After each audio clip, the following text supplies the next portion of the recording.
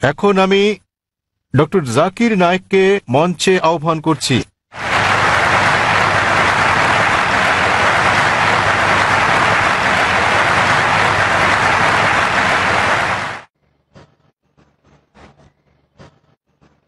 আলহামদুলিল্লাহ ওয়াসসালাতু ওয়াসসালাম আলা রাসূলিল্লাহ ওয়া আলা আলিহি ওয়া সাহবিহি আজমাইন, আম্মা বাদ। আউযু বিল্লাহি মিনাশ শাইতানির রাজীম। বিসমিল্লাহির রহমানির রহিম। ওয়া মান আহসানু ক্বাওলাম মিম্মান দাআ ইলাল্লাহি ওয়া আমিলা সলিহান ওয়া ক্বালা ইন্নানি মিনাল মুসলিমিন। রাব্বি ইশরাহ লি সাদরি ওয়া ইয়াসসির লি আমরি ওয়াহলুল উকদাতাম মিন লিসানি ইয়াফকাহু কাওলি। শ্রদ্ধেয় গুরুজনেরা এবং আমার প্রিয় ভাই বোনেরা, আমি আপনাদের স্বাগত জানাই ইসলামিক সম্ভাষণে। আসসালামু আলাইকুম ওয়া রাহমাতুল্লাহি ওয়া বারাকাতুহু। আল্লাহ সুবহানাহু ওয়া তাআলার দয়া, শান্তি ও রহমত আপনাদের সকলের উপর বর্ষিত হোক। আলহামদুলিল্লাহ, এটা আমার জন্য অত্যন্ত সম্মান এবং আনন্দের ব্যাপার যে চেন্নাইতে অনুষ্ঠানরত এই চতুর্থ শান্তি ইসলাম ধর্মীয় সম্মেলনে আসতে পেরে। আলহামদুলিল্লাহ, এটা আমার জন্য আরও সম্মানের দ্বিতীয় শেষ দিনের প্রশ্নোত্তর পর্ব পরিচালনা করতে পেরে। যেমনটা বলেছেন ভাই জাকির আহমেদ, যে আমরা অনুরোধ করব যদি কোনো অমুসলিম থেকে থাকেন তাদেরকে আগে প্রশ্ন করার সুযোগ দেওয়া হোক। মানুষ প্রায় অভিযোগ করে থাকেন আমার লেকচারের পরে প্রশ্নোত্তর পর্বের সময় কম থাকে বলে। এ কারণে আয়োজকরা আমরা যেটা করেছিলাম বোম্বেতে এই কয়েক মাস আগে, তারা একটা বিশেষ পর্বের ব্যবস্থা করেছেন শুধুমাত্র প্রশ্নোত্তরের জন্য। তাই আমরা প্রথমে অনুরোধ করব, এখানে যদি কোনো অমুসলিম থাকেন যারা প্রশ্ন করতে চান তাহলে তারা আগে সুযোগ পাবেন। যদি অমুসলিম কোনো প্রশ্ন করতে চান তারা যে কোনো প্রশ্ন করতে পারেন, ইসলাম ধর্ম নিয়ে বা হিন্দু ধর্ম বা খ্রিস্টান ধর্ম নিয়ে যে কোনো প্রশ্ন। আর যদি ইসলামের কোনো বিষয় সঠিক বলে মনে না হয়, ইসলামের কোনো নিয়মকানুনের সাথে যদি দ্বিমত পোষণ করেন, যদি কোরআনের কোনো বিষয়ের সাথে একমত না হন, সেটাও জিজ্ঞেস করতে পারেন। আমি যুবক মানুষ, আমি নিতে পারবো। অমুসলিমরা তাদের প্রশ্ন শেষ করার পর আমরা মুসলিম ভাইদের প্রশ্ন করতে বলবো এবং আমি মুসলিম ভাইদের অনুরোধ করব তাদের প্রশ্নগুলো যেন শুধু ইসলাম এবং তুলনামূলক ধর্ম বিষয়ে থাকে। তাই আমি এখন স্বেচ্ছাসেবকদের অনুরোধ করব প্রথমে অমুসলিমদের প্রশ্ন করার সুযোগ করে দিতে। হ্যাঁ ভাই, আপনি বলেন। আমার নাম নবীন, আমি টিসিএস এ কাজ করি। যখনই কোনো মুসলিম ধর্ম উপদেশ দেয় তারা আল্লাহর নাম নিয়ে শুরু করে এবং মুহাম্মদের নামও বলে। তারা কেন যীশু খ্রিস্টের নাম বলে না, যিনি কিনা আল্লাহর একজন নবী ছিলেন? এবং আমার মনে হয় অনেকটা অজ্ঞতাবশতই মুসলিমরা যীশু খ্রিস্টকে নিয়ে কথা বলে, শুধু খ্রিস্ট ধর্ম নিয়ে কথা বলার সময়ই। তাহলে মুসলিমরা যখন কথা বলা শুরু করে তারা কেন আল্লাহ এবং মুহাম্মদের নামের পর যীশু খ্রিস্টের নামও বলে না, যেহেতু তিনি নিজেও আল্লাহর একজন নবী ছিলেন? ভাই, খুব ভালো প্রশ্ন করেছেন যে যখন মুসলিমরা আলোচনা শুরু করে ইত্যাদি, তারা প্রথমে আল্লাহ সুবহানাহু ওয়া তাআলার নাম স্মরণ করেন, এরপর আল্লাহর রাসূল মুহাম্মদ সাল্লাল্লাহু আলাইহি সাল্লামের নাম নেন। কেন তারা নাম নেন না যীশু খ্রিস্টের, তার উপর শান্তি বর্ষিত হোক? আপনি মনে করছেন এটা করলে ভালোই হবে, যেহেতু আপনি জানেন যে ইসলামে যীশু খ্রিস্ট, তার উপর শান্তি বর্ষিত হোক, তিনিও আল্লাহ তাআলার একজন রাসূল ছিলেন, তিনিও ইসলামের একজন বার্তাবাহক। আল্লাহ কোরআনে বলেছেন সূরা ফাতির অধ্যায় নম্বর 35 আয়াত নম্বর 24, এমন একটিও জাতি বা গোষ্ঠী নেই যাদের প্রতি আমি সতর্ককারী পাঠাইনি। আল্লাহ বলেন সূরা রাদ অধ্যায় 13 আয়াত নম্বর 7, এবং প্রত্যেক জাতির প্রতি আমি একজন সতর্ককারী, একজন পথপ্রদর্শক পাঠিয়েছি। নামানুসারে কোরআনে মাত্র 25 জন নবীর কথা উল্লেখ রয়েছে, কিন্তু আমাদের প্রিয় নবী মুহাম্মদ সাল্লাল্লাহু আলাইহি ওয়াসাল্লাম বলেছেন, সহিহ হাদিসের উল্লেখ আছে, এটা মিশকাত আল মাসাবিতে, যে আমাদের প্রিয় নবী বলেছেন যে 1,24,000 পয়গম্বর পাঠিয়েছেন আল্লাহ সুবহানাহু ওয়া তাআলা এই পৃথিবীর বুকে, কিন্তু কোরআনে কেবল 25 জনের নামই পাওয়া যায়। আদম, ইব্রাহিম, মুসা, যিশু, মুহাম্মদ, তাদের সকলের উপর শান্তি বর্ষিত হোক। তো ভাই, আমি যদি আপনার কথা মেনে নেই যে আমাদের নাম উল্লেখ করা উচিত সকল নবী রাসূলদের, তাহলে 1,24,000 নবী রাসূলগণের নাম নিতে না পারলেও অন্তত কোরআনে বর্ণিত 25 জনের সকলেরই নাম নিতে হবে। তাহলে ভেবে দেখেন প্রথম বাক্যটি কত বড় হয়ে যাবে। আপনি যেটা বুঝতে পারছেন না তা হলো যে সকল নবী রাসূল নবী মুহাম্মদ সাল্লাল্লাহু আলাইহি সাল্লামের আগে এসেছিলেন তাদের পাঠানো হয়েছিল শুধু তাদের লোকদের জন্য, শেষ সময়ের জন্য। উদাহরণস্বরূপ কোরআনে আছে যীশু খ্রিস্ট তার উপর শান্তি বর্ষিত হোক, এটার উল্লেখ আছে সূরা সাফ অধ্যায় নম্বর 61 আয়াত নম্বর 6 যে তাকে পাঠানো হয়েছিল বনী ইসরায়েলের জন্য একজন দূত হিসেবে। এটা উল্লেখ আছে সূরা আলে ইমরানেও অধ্যায় নম্বর 3 আয়াত নম্বর 49 যে যীশু খ্রিস্টকে তারপর শান্তি বর্ষিত হোক পাঠানো হয়েছিল একজন দূত হিসেবে বনী ইসরায়েলের সন্তানদের জন্য। সুতরাং মুহাম্মদ সাল্লাল্লাহু আলাইহি ওয়াসাল্লামের আগে যারা এসেছেন সকল নবী রাসূলগণকে পাঠানো হয়েছিল তাদের নিজেদের লোকদের জন্য, সেই সময়ের জন্য। কিন্তু যেহেতু মুহাম্মদ সাল্লাল্লাহু আলাইহি সাল্লাম সর্বশেষ ও চূড়ান্ত নবী ছিলেন, তাকে শুধু আরব বা মুসলিমদের জন্য পাঠানো হয়নি, তাকে পাঠানো হয়েছিল সমগ্র মানব জাতির জন্য। এবং আল্লাহ বলেন সূরা আম্বিয়া অধ্যায় নম্বর 21 আয়াত নম্বর 107 ওয়ামা আরসালনাকা ইল্লা রাহমাতাল লিল আলামিন, আমি তো তোমাকে রহমত হিসেবে প্রেরণ করেছি সমগ্র পৃথিবীর জন্য, সমগ্র সৃষ্টি জগতের জন্য, সমগ্র মানবতার জন্য। সুতরাং মুহাম্মদ সাল্লাল্লাহু আলাইহি সাল্লাম যেহেতু সর্বশেষ এবং চূড়ান্ত নবী ছিলেন, তিনি শুধু মুসলিম বা আরবদের জন্য প্রেরিত হননি, এসেছিলেন সমগ্র মানব জাতির জন্য। এবং তিনি যে বার্তা নিয়ে এসেছিলেন তা শুধু একটা নির্দিষ্ট সময়ের জন্যই নয়, যেমনটা তার পূর্বে যারা এসেছিলেন তাদের বার্তা ছিল একটা নির্দিষ্ট সময়ের জন্য। কিন্তু যেহেতু নবী মুহাম্মদ সাল্লাল্লাহু আলাইহি সাল্লাম ছিলেন সর্বশেষ ও চূড়ান্ত নবী, তার বার্তা সময়ের বন্ধনে বাধা নয়, এটাকে অনুসরণ করতে হবে শেষ দিন পর্যন্ত। এ কারণে আপনি বর্তমানে যেখানেই থাকুন না কেন, হোক সে ভারত বা যুক্তরাষ্ট্র বা ইংল্যান্ড বা সৌদি আরব, পৃথিবীর যে কোনো প্রান্তে বর্তমানে আমাদের অনুসরণ করতে হবে সর্বশেষ ও চূড়ান্ত নবীকে, এবং তিনি হচ্ছেন নবী মুহাম্মদ সাল্লাল্লাহু আলাইহি সাল্লাম।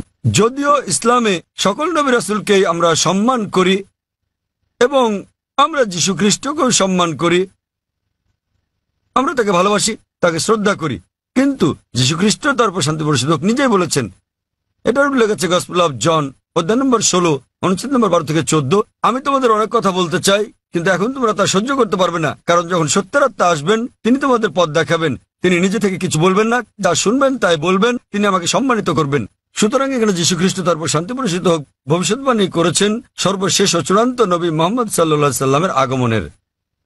এই কারণে আমরা বিশ্বাস করি যে যীশু খ্রিস্ট তার উপর শান্তি বর্ষিত হোক এই পৃথিবীতে আবার প্রত্যাবর্তন করবেন, এবং খ্রিস্টানরাও এটা বিশ্বাস করে। তিনি যখন আসবেন তিনি নিজেও আনুগত্য করবেন আল্লাহ সুবহানাহু ওয়া তাআলার, এবং সর্বশেষ ও চূড়ান্ত নবী মুহাম্মদ সাল্লাল্লাহু আলাইহি ওয়াসাল্লামের শিক্ষা মেনে চলবেন। তাই এটাই হচ্ছে কারণ যে যখন কোনো মুসলমান কোনো বক্তব্য শুরু করতে যায় অথবা শাহাদাত দেয়, প্রথমেই সে এক এবং একমাত্র আল্লাহ সুবহানাহু ওয়া তাআলার নাম স্মরণ করে, শুধু তিনি একমাত্র উপাসনার যোগ্য, আর কেউ নয়। এবং আমরা সর্বশেষ ও চূড়ান্ত নবী অর্থাৎ মুহাম্মদ সাল্লাল্লাহু আলাইহি ওয়াসাল্লামের উপর বিশ্বাস স্থাপন করি, কারণ তিনি এমন এক পয়গম্বর যার শিক্ষা দীক্ষা আজ অনুসরণযোগ্য। পূর্ববর্তী সকল নবী রাসূলগণ ছিলেন সময়ের গণ্ডিভুক্ত একটা নির্দিষ্ট সময়ের জন্য এবং একটা নির্দিষ্ট গোত্রের লোকদের জন্য।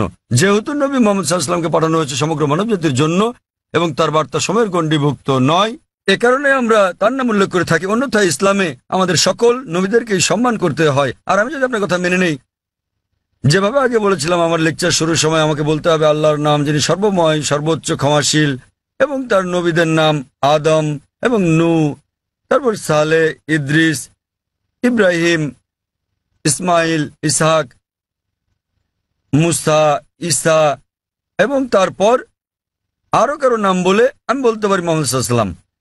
আমরা যখনই মুহাম্মদ সাল্লাল্লাহু আলাইহি ওয়াসাল্লামের নাম উল্লেখ করি অন্য সকল নবীরা হয়তো অন্তর্ভুক্ত হন, কেননা এই কিতাব পবিত্র কোরআন যা কিনা নাজিল হয়েছিল নবী মুহাম্মদ সাল্লাল্লাহু আলাইহি ওয়াসাল্লামের উপর, এখানে বলা আছে যে প্রত্যেক মুসলমানের দায়িত্ব আল্লাহ সুবহানাহু ওয়া তাআলার সকল নবী রাসূলগণকে সম্মান করা, এমনকি যদিও তাদের নাম পবিত্র কোরআনে উল্লেখ নাও থাকে।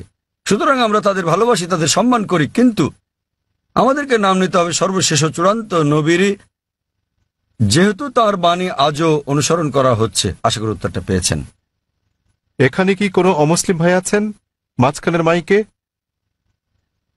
তামিল? হ্যাঁ, কেউ কি উনার কথা অনুবাদ করে দিতে পারবেন? তিনি তামিল ভাষায় কিছু বলতে চাচ্ছেন। এখানে কোনো অনুবাদক আছেন?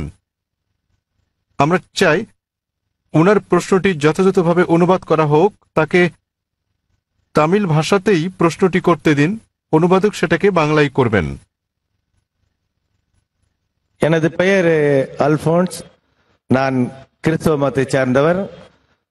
சென்னை பெரம்பூரிலிருந்து வருகிறேன். நான் இஸ்லாம் மதத்தினுடைய வீட்டிற்கு சென்று பீஸ் டிவி தங்களது பீஸ் டிவியில் இஸ்லாம் மதத்தின் அனைத்து விஷயங்களையும் பார்ப்பேன். 7,000 ரூபாய் கட்டினால் மட்டுமே பீஸ் டிவி சேனல் தெரியும் என்ற நிலைக்கு உள்ளது. ஆதலின் ஏன் இதை கேபிளில் ஒளிபரப்ப தங்கள் মতத்தை ஒளிபரப்பக்கூடாது என்று নিனைக்கின்றேன். তার প্রশ্নটি হল পিস টিভির সম্প্রচার বিষয়ে। তিনি জিজ্ঞাসা করেছেন কেন পিস টিভি, কেবল টিভি বা অন্যান্য স্থানীয় কেবল চ্যানেলে সম্প্রচার হয় না। তিনি একজন খ্রিস্টান এবং তাকে একজন বন্ধুর বাসায় গিয়ে এই চ্যানেলটি দেখতে হয়। ভাই প্রশ্ন করেছেন যে তিনি একজন খ্রিস্টান এবং তিনি জানেন যে পিস টিভি স্যাটেলাইটের মাধ্যমে সম্প্রচার করা হয়, কেন কেবল অপারেটররা তাদের চ্যানেলে পিস টিভিকে রাখেন না? ভাই, এটা কেবল অপারেটরদেরকে জিজ্ঞেস করতে হবে। আমরা যা করছি তাহলে আমরা খেয়াল রাখছি যে পিস টিভি চালু আছে এবং এটা পৃথিবীর যে কোনো প্রান্ত থেকে দেখা যায় কিনা। আলহামদুলিল্লাহ, আমরা পিস টিভির 6টি আলাদা স্যাটেলাইট থেকে সম্প্রচার করছি এবং এটা পুরো পৃথিবী জুড়ে পৌঁছে যাচ্ছে। এশিয়া, মধ্যপ্রাচ্য, আফ্রিকা, অস্ট্রেলিয়া, ইউরোপ, উত্তর আমেরিকা, দক্ষিণ আফ্রিকা, সমগ্র বিশ্ব জুড়ে। আর ভারতের বিভিন্ন জায়গায় কেবল অপারেটররা পিস টিভিকে তাদের তালিকায় যোগ করেছেন, কেউ কেউ করছেন না। আপনি তাদেরকে জিজ্ঞেস করতে পারেন কেন তারা পিস টিভিকে তাদের তালিকায় যোগ করছেন না। আর দ্বিতীয়ত, কেউ যদি পিস টিভি দেখতে চান পৃথিবীর যে কোনো প্রান্ত থেকে, তিনি একটা ব্যক্তিগত ডিশ লাগিয়ে নিতে পারেন। বড় জোর 6,000 রুপি খরচ হবে। $150 খরচে পৃথিবীর যে কোনো প্রান্ত থেকে ডিশ এবং ডিকোডার বসালে এটা ফ্রি টু এয়ার চ্যানেল, আপনি এটা দেখতে পারবেন। আপনাকে মাসে মাসে টাকা দিতে হবে না। এটা free to air channel, dish এবং ডিকোডারের খরচ পড়বে প্রায় 6,000 রুপি। এটা আপনি বসাতে পারেন আপনার ছাদে বা বারান্দায় এবং ইনশাল্লাহ আপনি সারা জীবন দেখতে পারবেন, আপনাকে কোনো টাকা দিতে হবে না এর জন্য। আর আমাদের দুটো চ্যানেল আছে, একটা পিস টিভি ইংলিশ, আরেকটা হলো পিস টিভি উর্দু। তাই একবার ডিশ বসালে ইনশাল্লাহ আপনি দুটো চ্যানেলই দেখতে পারবেন। এবং আপনি যদি এটা আপনার বিল্ডিংয়ে বসান এবং 50টা বাড়িতে এই ডিশ লাইনটা ভাগ করে নেন, বাড়ি প্রতি হয়তো খরচ পড়বে মাত্র কয়েকশো রুপি। সুতরাং যে কেউ দেখতে চাইলে এইভাবে দেখতে পারেন। আর পিস টিভিকে ইন্টারনেটেও আমরা দিয়ে দিয়েছি। স্বাভাবিকভাবে ইন্টারনেটের গুণগত মান স্যাটেলাইটের তুলনায় অনেক নিম্নমানের হবে। আপনি ইন্টারনেটে www.peacetv.org এই সাইটে দেখতে পারবেন। এমনকি মোবাইলেও সম্প্রতি আমরা পিস টিভি মোবাইলও চালু করেছি। আপনার কাছে যে হ্যান্ডসেটই থাকুক না কেন, নোকিয়া অথবা আইফোন, আমরা চেষ্টা করছি বিশ্বের 80% হ্যান্ডসেটের জন্য এটাকে সহজলভ্য করতে। তবে ফোনটা যত উঁচু মানের হবে, যদি আপনি তৃতীয় প্রজন্মের ফোন নিয়ে থাকেন এর মান অনেক উন্নত হবে। যদি ওয়াইফাই ব্যবহার করেন উন্নত মান পাবেন। সুতরাং হ্যান্ডসেটের উপর নির্ভর করে আপনি মোবাইলেও পিস টিভি দেখতে পারেন। এটা সম্পূর্ণ বিনামূল্যে।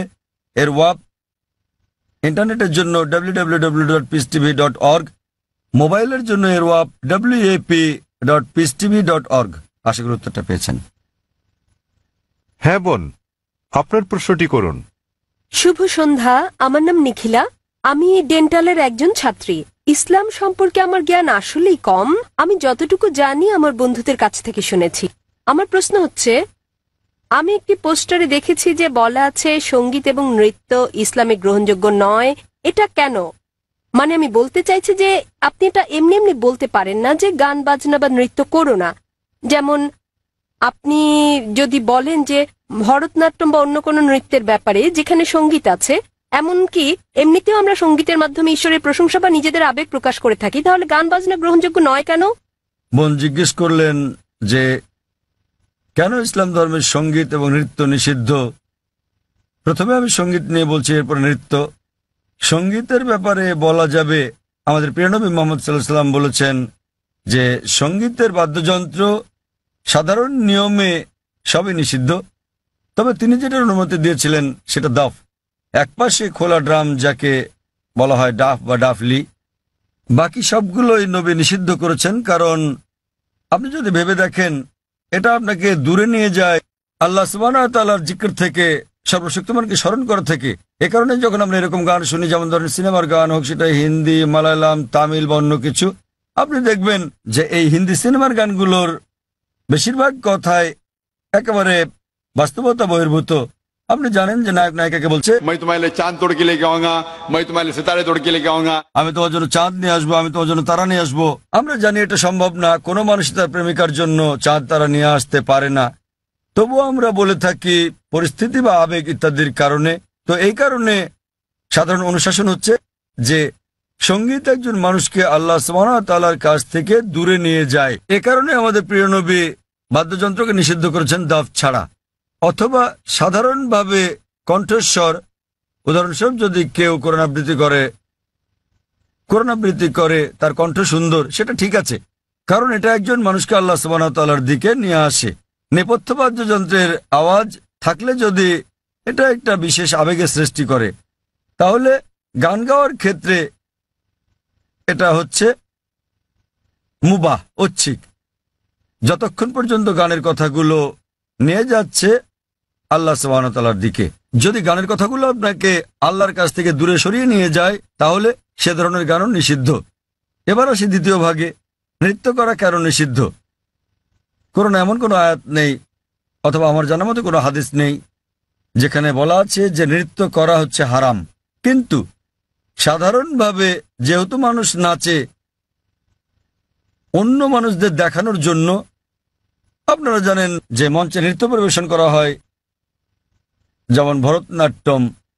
আপনি মঞ্চে ভরতনাট্যম করছেন আর হাজার হাজার লোক আপনাকে দেখছে। সাধারণভাবে যদি হিজাবের দিক থেকে বলি, আমরা চাইবো না যে উন্মুক্ত হোক আমাদের মহিলারা, আমাদের মায়েরা, আমাদের বোনেরা, আমাদের কন্যারা মঞ্চে উঠুক আর হাজার হাজার লোক তাদের দেখুক। তো যে কোনো পেশা যেখানে শরীরকে প্রদর্শন করা হয়ে থাকে মানুষকে বিনোদন দেওয়ার জন্য, সেটা নিষিদ্ধ। এই কারণেই মানুষজনের সামনে নাচা অথবা নাচ করা কোনো পার্টিতে যেখানে বিপরীত লিঙ্গের মানুষেরা থাকে, বেশিরভাগ ক্ষেত্রে নাচের নিয়মগুলো এগুলো ইসলামী শরিয়ার বিরুদ্ধে যায়। যখন আপনি নাচেন বেশিরভাগই জোড়া বেঁধে, ছেলে এবং মেয়ে, আর তাদের মধ্যে বেশিরভাগই গার্লফ্রেন্ড বয়ফ্রেন্ড, এবং তারা অন্য মানুষদের সামনে নাচে। সুতরাং যেহেতু এটা ইসলামী হিজাবের নিয়মের পরিপন্থী, এ কারণেই বলা হয় এটা নিষিদ্ধ, কারণ এটা হিজাবের নিয়মের বিপরীত। তাই বুঝতে হবে যে যখন নাচ করছেন, আপনি মানুষজনের সামনে নাচ করছেন, পার্টিতে যাচ্ছেন, আবার ঘুরে বেড়াচ্ছেন, আর না হলে শুধু স্বামী স্ত্রী মিলে যেভাবে খুশি সময় কাটাতে পারেন যতক্ষণ এটা শরিয়ার বিরুদ্ধে না যাচ্ছে। বদ্ধ ঘরের ভেতরে স্বামী স্ত্রী মিলে যা খুশি করতে পারেন, যদি এটা কোরআন ও হাদিসের নিয়মকানুনের বাইরে না যায়, কোনো সমস্যা নেই। কিন্তু যেহেতু বেশিরভাগ সময় নাচ শরীরকে প্রদর্শন করে থাকে, এতে গান থাকে, নাচ থাকে, আপনি মঞ্চে উঠছেন আর লোকেরা আপনাকে দেখছে, তাই এটা শরিয়ার হিজাবের নিয়মের বিরুদ্ধে। এ বিষয়ে আমার ভিডিও ক্যাসেট দেখেন, ইসলামে নারীর অধিকার আধুনিক না সেকেলে, সেখানে বিস্তারিত আছে কেন আমরা মুসলিমরা নারীদের নিরাপত্তা দেই, ভালোবাসি, তাদেরকে কি চোখে দেখি। যেহেতু আমরা নারীদের ভালোবাসি, আমরা তাদের নিরাপত্তা দেই এবং আমরা তাদের প্রদর্শন করতে চাই না। এই কারণেই যে সমস্ত পেশায় প্রকাশ্যে গান গাওয়া বা নাচ করা অথবা মডেলিং এর ব্যাপার আছে, সেগুলো নারীর জন্য নিষিদ্ধ। আশা করি উত্তরটা পেয়েছেন। যদি কোনো অমুসলিম থাকেন, জাকির ভাই যেটা বলেছেন, যদি কোনো অমুসলিম কোনো প্রশ্ন করতে চান, নির্দ্বিধায় করতে পারেন। আপনার যে কোনো প্রশ্ন ইসলাম নিয়ে অথবা অন্য কোনো ধর্ম নিয়ে, ইসলাম এবং তুলনামূলক ধর্ম নিয়ে যে কোনো প্রশ্ন অথবা ইসলামের কোনো বিষয় যদি আপনার কাছে সঠিক মনে না হয়, এটাই সুযোগ। আপনি যে কোনো প্রশ্ন করতে পারেন। জনমানুষের সামনে এভাবে খোলামেলা প্রশ্ন করার সুযোগ সত্যি দুর্লভ। একজন অমুসলিম ভাই আছেন। আপনি কি অমুসলিম? হ্যাঁ ভাই, আপনার প্রশ্ন করুন। হ্যাঁ, আসসালামু আলাইকুম ভাই জাকির, এবং শুভ সন্ধ্যা আমার ইসলামী ভাইদের এবং অন্য ধর্মের ভাইদেরও। আমার নাম রামজি জয়রামান। আমি আমেরিকার একজন টেকনোলজিস্ট, সেখানে প্রায় ৩৫ বছর ধরে বাস করছি। আর গত ৩ বছর ধরে আমি আধ্যাত্মিকতা চর্চা করছি আমার জীবিতকালেই একটা আত্মিক মুক্তির উদ্দেশ্যে। আমি কোরআন শরীফ পড়েছি। আমার একজন বন্ধু আছে, বলতে পারেন আজীবনের বন্ধু। গত ৪৫ বছর ধরে সে একজন খাঁটি মুসলমান। আমার প্রশ্ন হচ্ছে, প্রথমে আমাকে একটি কথা বলতে দিন, তারপর আমি আমার প্রশ্নটি করব। আমরা যখন কিছু বুঝতে চাই, হোক সেটি ধর্ম নিরপেক্ষ অথবা ধর্মীয়, আমরা বই পড়ে সেটি জানি, কিন্তু যখন আমরা বইটি পড়ি আমরা সেটা বুঝে বুঝেই পড়ি। তাই যদি হয় তাহলে কেন প্রায় 1 ঘন্টা ধরে আপনার ছেলে বক্তৃতা করেছিল কোরআন বুঝে পড়ার বিষয়ে, বিশেষত সৌদি আরবের ভাষা আরবি ভাষার বিষয়ে?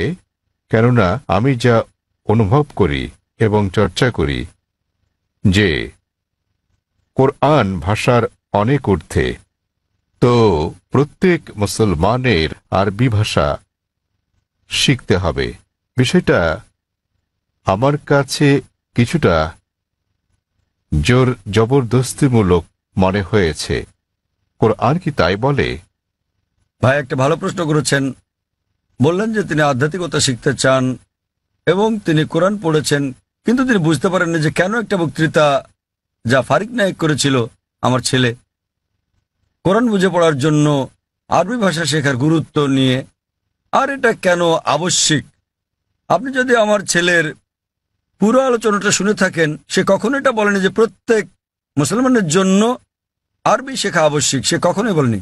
আরবি জানাটা বেহেশতে যাওয়ার জন্য পূর্ব শর্ত নয়, কারণ আমি নিজেও আরবি জানি না।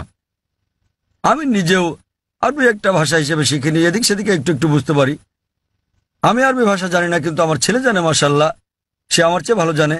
সে কোরআন সরাসরি অনুবাদ করতে পারে, আমি পারি না।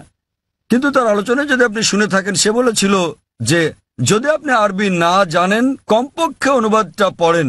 তো তার বক্তব্য ছিল কোরআন বুঝে পড়া উচিত, আর প্রশ্ন ছিল আল কোরআন কি বুঝে পড়া উচিত, হ্যাঁ অথবা না? আর উত্তর ছিল হ্যাঁ। সে আবশ্যক। সে বলেছিল আপনার কমপক্ষে অর্থ বুঝে পড়া উচিত কোরআন, আর কোরআন বুঝে পড়ার সবচেয়ে ভালো উপায় হচ্ছে আরবিকে ভাষা হিসেবে শেখা। আপনি যখনই কোনো বই অনুবাদ করেন, কোনো সাধারণ বই অনুবাদ করতে গেলে অনুবাদটা কখনো 100% সঠিক হবে না। এটা হতে পারে 80%, 90%, 99%। ভাষাটা যত বেশি কঠিন হবে, যত বেশি বিশুদ্ধ হবে, অনুবাদ তত বেশি কঠিন হবে। কোরআন হচ্ছে পৃথিবীর সবচেয়ে অনুবাদ অযোগ্য বই। তাই কোরআনের অনুবাদ কখনোই কোরআনের অনুরূপ হবে না, কারণ আরবি ভাষাটা এতই শক্তিশালী, এতই বিশুদ্ধ, আর এছাড়া এটা সর্বশক্তিমান আল্লাহ সুবহানাহু ওয়া তাআলার বাণী। এই কারণেই সর্বোৎকৃষ্ট উপায় হচ্ছে আরবিকে ভাষা হিসেবে শেখা। দ্বিতীয়ত, আপনি যদি আরবি ভাষা না জানেন, তাহলে সে বলেছিল যে ভাষাটা ভালো জানেন সেই ভাষায় অনুবাদটা পড়েন। আপনি ইংরেজি জানলে ইংরেজিতে পড়ুন, তামিল জানলে তামিলে পড়ুন, হিন্দি জানলে হিন্দিতে, বাংলায় জানলে বাংলায় কোরআনের অনুবাদ পড়ুন। সে যা বলেছিল তার মূল বক্তব্য ছিল কোরআন পড়ুন অর্থ সহকারে। এখন এই প্রশ্নটা একজন সাধারণ মানুষের পক্ষে খুবই স্বাভাবিক। আপনার প্রশ্ন ছিল কেন একজন মানুষ বলবে যে বইটি অর্থ বুঝে পড়ো? অর্থ তো বোঝাই গেছে। যখনই কোনো বই পড়া হয় সেটি তো অর্থ বুঝেই পড়া উচিত।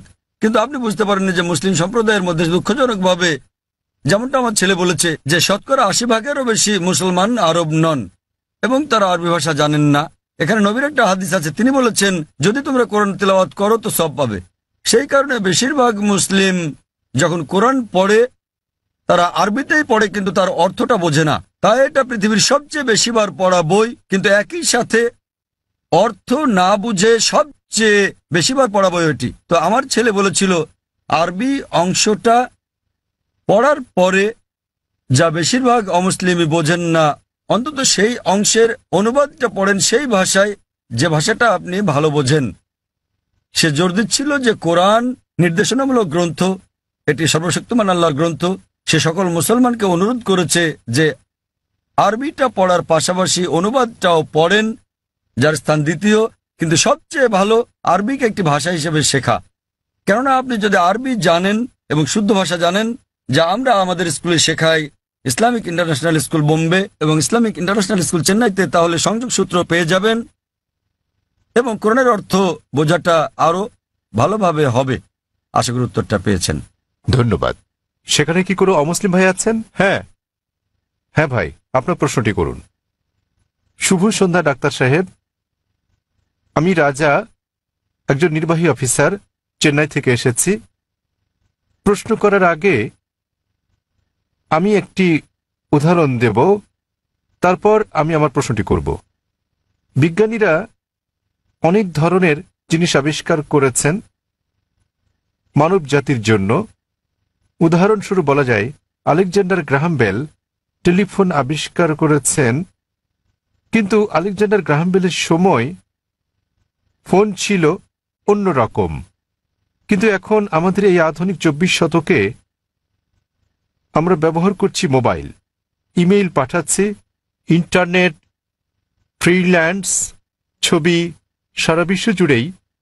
আমি যা বলতে চাইছি, মানুষ যাই সৃষ্টি করেছে তার কিছু অংশের পরিবর্তন হতে পারে, কিন্তু একটা ব্যাপার আমি বুঝি, তা হলো যদিও আমি একজন আধ্যাত্মিক মানুষ, তো এই সাপ্তাহিক চক্র অর্থাৎ সপ্তাহের 7 দিন এটা সারা বিশ্বেই একই নিয়মে পালন করা হয়, হোক এটা ভারতে, আফগানিস্তানে, অথবা হতে পারে জার্মানি, ইউরোপ, মধ্যপ্রাচ্য, আফ্রিকা, যেখানেই হোক না কেন। প্রায় 600 কোটি মানুষ এই সাপ্তাহিক চক্রকে অনুসরণ করে, অর্থাৎ 7 দিন, রবিবার থেকে শনিবার। আমার মনে হয় ডাক্তার সাহেব, এই 7 দিনের সাপ্তাহিক চক্র কোনো মানুষের দ্বারা তৈরি হয়নি। আমি বুঝতে পেরেছি এই সাপ্তাহিক চক্র তৈরি হয়েছে সর্বশক্তিমান সৃষ্টিকর্তার হাতেই। আমি প্রশ্ন করতে চাই যে এই 7 দিনের চক্রের কথা কি কোনো ধর্মগ্রন্থে লেখা আছে? আর সাথে আরেকটি প্রশ্ন, সেটি হলো যে আল কোরআনে কি সৃষ্টির কোনো নিয়মের উল্লেখ আছে কিনা? এইটুকুই।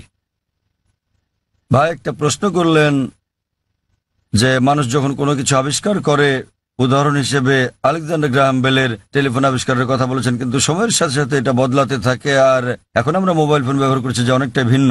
এগুলো মানুষের সৃষ্টি, কিন্তু এই সাপ্তাহিক চক্র সারা পৃথিবীতে অনুসরণ করা হয়।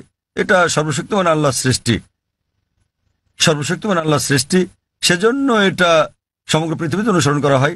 তিনি জানতে চান যে এই পৃথিবীর এই আবিষ্কারের কথা কোরআনে অথবা আগের ধর্মগ্রন্থগুলোতে উল্লেখ আছে কি না। ভাই আপনাকে একটা কথা বলি, আমি আপনার সঙ্গে একমত।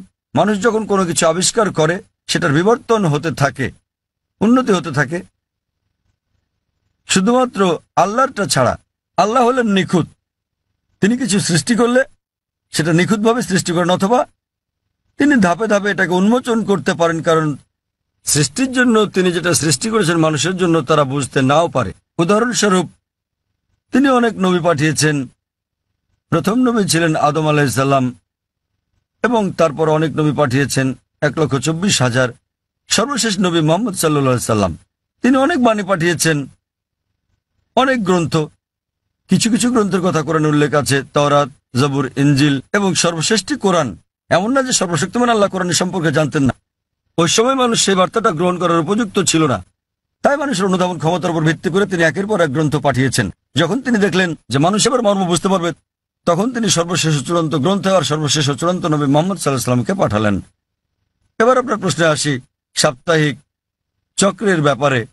7 দিন সমগ্র পৃথিবীতে অনুসরণ করা হয়। আপনি বলেছেন রবিবার থেকে শনিবার। এই 7 দিনের চক্র সারা পৃথিবীতেই আছে, কিন্তু এটা সব জায়গায় এক নয়। আপনি যদি যান কোনো মুসলিম দেশে, রবিবার ছুটির দিন নয়, শুক্রবার ছুটির দিন, তাই এটা রবিবার থেকে শনিবার নয়, এটা শুক্রবার থেকে বৃহস্পতিবার, কিন্তু এটা 7 দিনই। তো এই 7 দিনের চক্রটা একই আছে, দিনগুলো ভিন্ন হতে পারে, যেমন এইসব ছুটির দিন ইত্যাদি। আর একইভাবে আপনি যদি বাইবেল পড়েন, বাইবেলও 7 দিনের কথা বলে থাকে সৃষ্টিকালের ব্যাপারে। এমনকি ইহুদি ধর্মগ্রন্থ এই কথা বলা আছে, পবিত্র কোরআনে ওই কথা আছে, হাদিসে ওই কথা বলে থাকে। কোরআনে বলা আছে অনেক জায়গায় যে সর্বশক্তিমান আল্লাহ পৃথিবী তৈরি করেছেন 6 দিনে, 6টি পর্যায়ে। এ ব্যাপারে পবিত্র কোরআন এবং অন্যান্য ধর্মগ্রন্থ প্রায় একই কথা বলা আছে, কিন্তু ভালোভাবে দেখলে অনেক পার্থক্য আছে। কোরআন যেভাবে বলেছে তা অনেক বেশি বিজ্ঞানসম্মত, অন্যান্য ধর্মগ্রন্থের কথা অতটা বিজ্ঞানসম্মত নাও হতে পারে। উদাহরণস্বরূপ বাইবেলে এই ব্রহ্মাণ্ডের সৃষ্টি বিষয়ে বলা আছে, সেখানে বলা আছে সর্বশক্তিমান ঈশ্বর 6 দিনে পৃথিবী তৈরি করলেন এবং 7ম দিনে বিশ্রাম নিলেন। এর মানে ঈশ্বরেরও বিশ্রামের প্রয়োজন হয়। কোরআনও বলে যে সর্বশক্তিমান আল্লাহ 6 দিনে পৃথিবী তৈরি করলেন, কিন্তু এটা বলেন যে 7ম দিনে বিশ্রাম নিয়েছেন। কেন? কারণ পবিত্র কোরআনে আছে সূরা বাকারা অধ্যায় নম্বর 2 আয়াত নম্বর 255, এটা আয়াতুল কুরসি। আল্লাহু লা ইলাহা হাইয়ুল কাইয়ুম লা তাখুযু সিনাতুন ওয়া লা নাওম লাহু মা ফিস সামাওয়াতি ওয়া মা ফিল আরদ। যে তিনি চিরকালীন, তিনি সর্বশক্তিমান, তিনি একক, কোন তন্দ্রা তাকে স্পর্শ করে না, তার বিশ্রামেরও দরকার নেই। সর্বশক্তিমান আল্লাহর কোনো ঘুমের প্রয়োজন নেই, তার বিশ্রামেরও প্রয়োজন নেই। তাহলে তার বিশ্রামের প্রশ্নটা আসে কি করে? তাই অনেক কিছুতে মিল পাওয়া যাবে, কিন্তু সব নয়। কেউ যদি বলে যে ঈশ্বরের বিশ্রাম প্রয়োজন, যেমন আমি বা আপনি আমাদের মানুষের বিশ্রাম প্রয়োজন, সর্বশক্তিমানের কোনো বিশ্রাম প্রয়োজন নেই, তো এখানে পার্থক্যটা। বাইবেলে যা বলা আছে তা হলো 24 ঘন্টা করে 6টি পর্যায়, 24 ঘন্টার 6টি সময়। আমরা বিজ্ঞানীরা বলে থাকি যে 24 ঘন্টার 6টি দিনে এই পৃথিবী তৈরি করা সম্ভব নয়। তো বিজ্ঞানীরা বাইবেলের ওল্ড টেস্টামেন্টের এই বর্ণনার সাথে দ্বিমত পোষণ করেন। আর কোরআনের কথায় আসি, কোরআন কখনোই বলেনি যে সর্বশক্তিমান আল্লাহ 24 ঘন্টার 6 দিনে এটা তৈরি করেছেন। আরবি শব্দ ইয়াম, বহুবচনে আয়াম, যা কোরআন উল্লেখ আছে, এর দুটো মানে আছে। ইয়মের একটা মানে হলো সাধারণ 24 ঘন্টার একদিন বলতে যা আমরা বুঝি, আরেকটা মানে হচ্ছে পর্যায়। এটা যে কোনো দৈর্ঘ্যের হতে পারে, যেমন একটা যুগ। আর বিজ্ঞানীদের এটা মেনে নিতে কোনো সমস্যা নেই যে ব্রহ্মাণ্ড 6টি যুগে তৈরি হয়েছে, 6টি দীর্ঘ সময়ে, হতে পারে লক্ষ লক্ষ বছর ধরে, তাতে কোনো অসুবিধা নেই। এখানে পার্থক্যটা। জগতের সৃষ্টির রহস্যের ব্যাপারে কোরআনে শত শত আয়াত আছে এই জগতের সৃষ্টি রহস্য নিয়ে। আমি এটার উপর একটা লেকচার দিতে পারি, কিন্তু এখানে সময় নেই। আমি শুধু কয়েকটা উদাহরণ দেব। কোরআন পৃথিবীর সৃষ্টি রহস্য নিয়ে কি বলে তাই নিয়ে সেখানে অনেক কথাই বলা আছে, কিন্তু কোরআনে যা বলা আছে এর অধিকাংশই কোরআন নাজিলের সময় আমরা জানতাম না। কোরআন যখন 1400 বছর আগে নাজিল হয়েছিল, এসব কথা অজানা ছিল। উদাহরণস্বরূপ, আজ একজন বিজ্ঞানীকে জিজ্ঞেস করলে তিনি উত্তর দেবেন। আমরা যদি বলি যে কিভাবে পৃথিবীর সৃষ্টি হলো, তাহলে তিনি বলবেন যে প্রথমে এখানে ছিল একটি নীহারিকা, তারপর একটা গৌণ বিচ্ছেদ ঘটল, বিগ ব্যাং, যা থেকে জন্ম নিল ছায়াপথ, তারকামণ্ডলী, গ্রহসমূহ, সূর্য, এমনকি পৃথিবী যেখানে আমরা বাস করি। এটা কয়েকজন বিজ্ঞানী আবিষ্কার করেছিলেন প্রায় 35-40 বছর আগে। আর এটাকে বলা হয়ে থাকে বিগ ব্যাং, যেটা 40 বছর আগে আবিষ্কৃত হয়েছে। আর যেটাকে আজকে বিজ্ঞানীরা বলছেন বিগ ব্যাং, এটা কোরআনে বলা হয়েছে 1400 বছর আগে।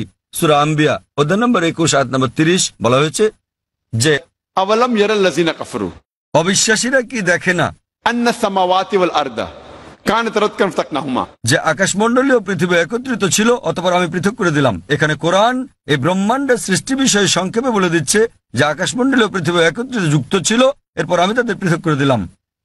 আজকের বিজ্ঞানীরা সৃষ্টির রহস্য নিয়ে যা বলছেন তার নাম দিয়েছেন বিগ ব্যাং। এটা কোরআনে 1400 বছর আগে বলা হয়েছে।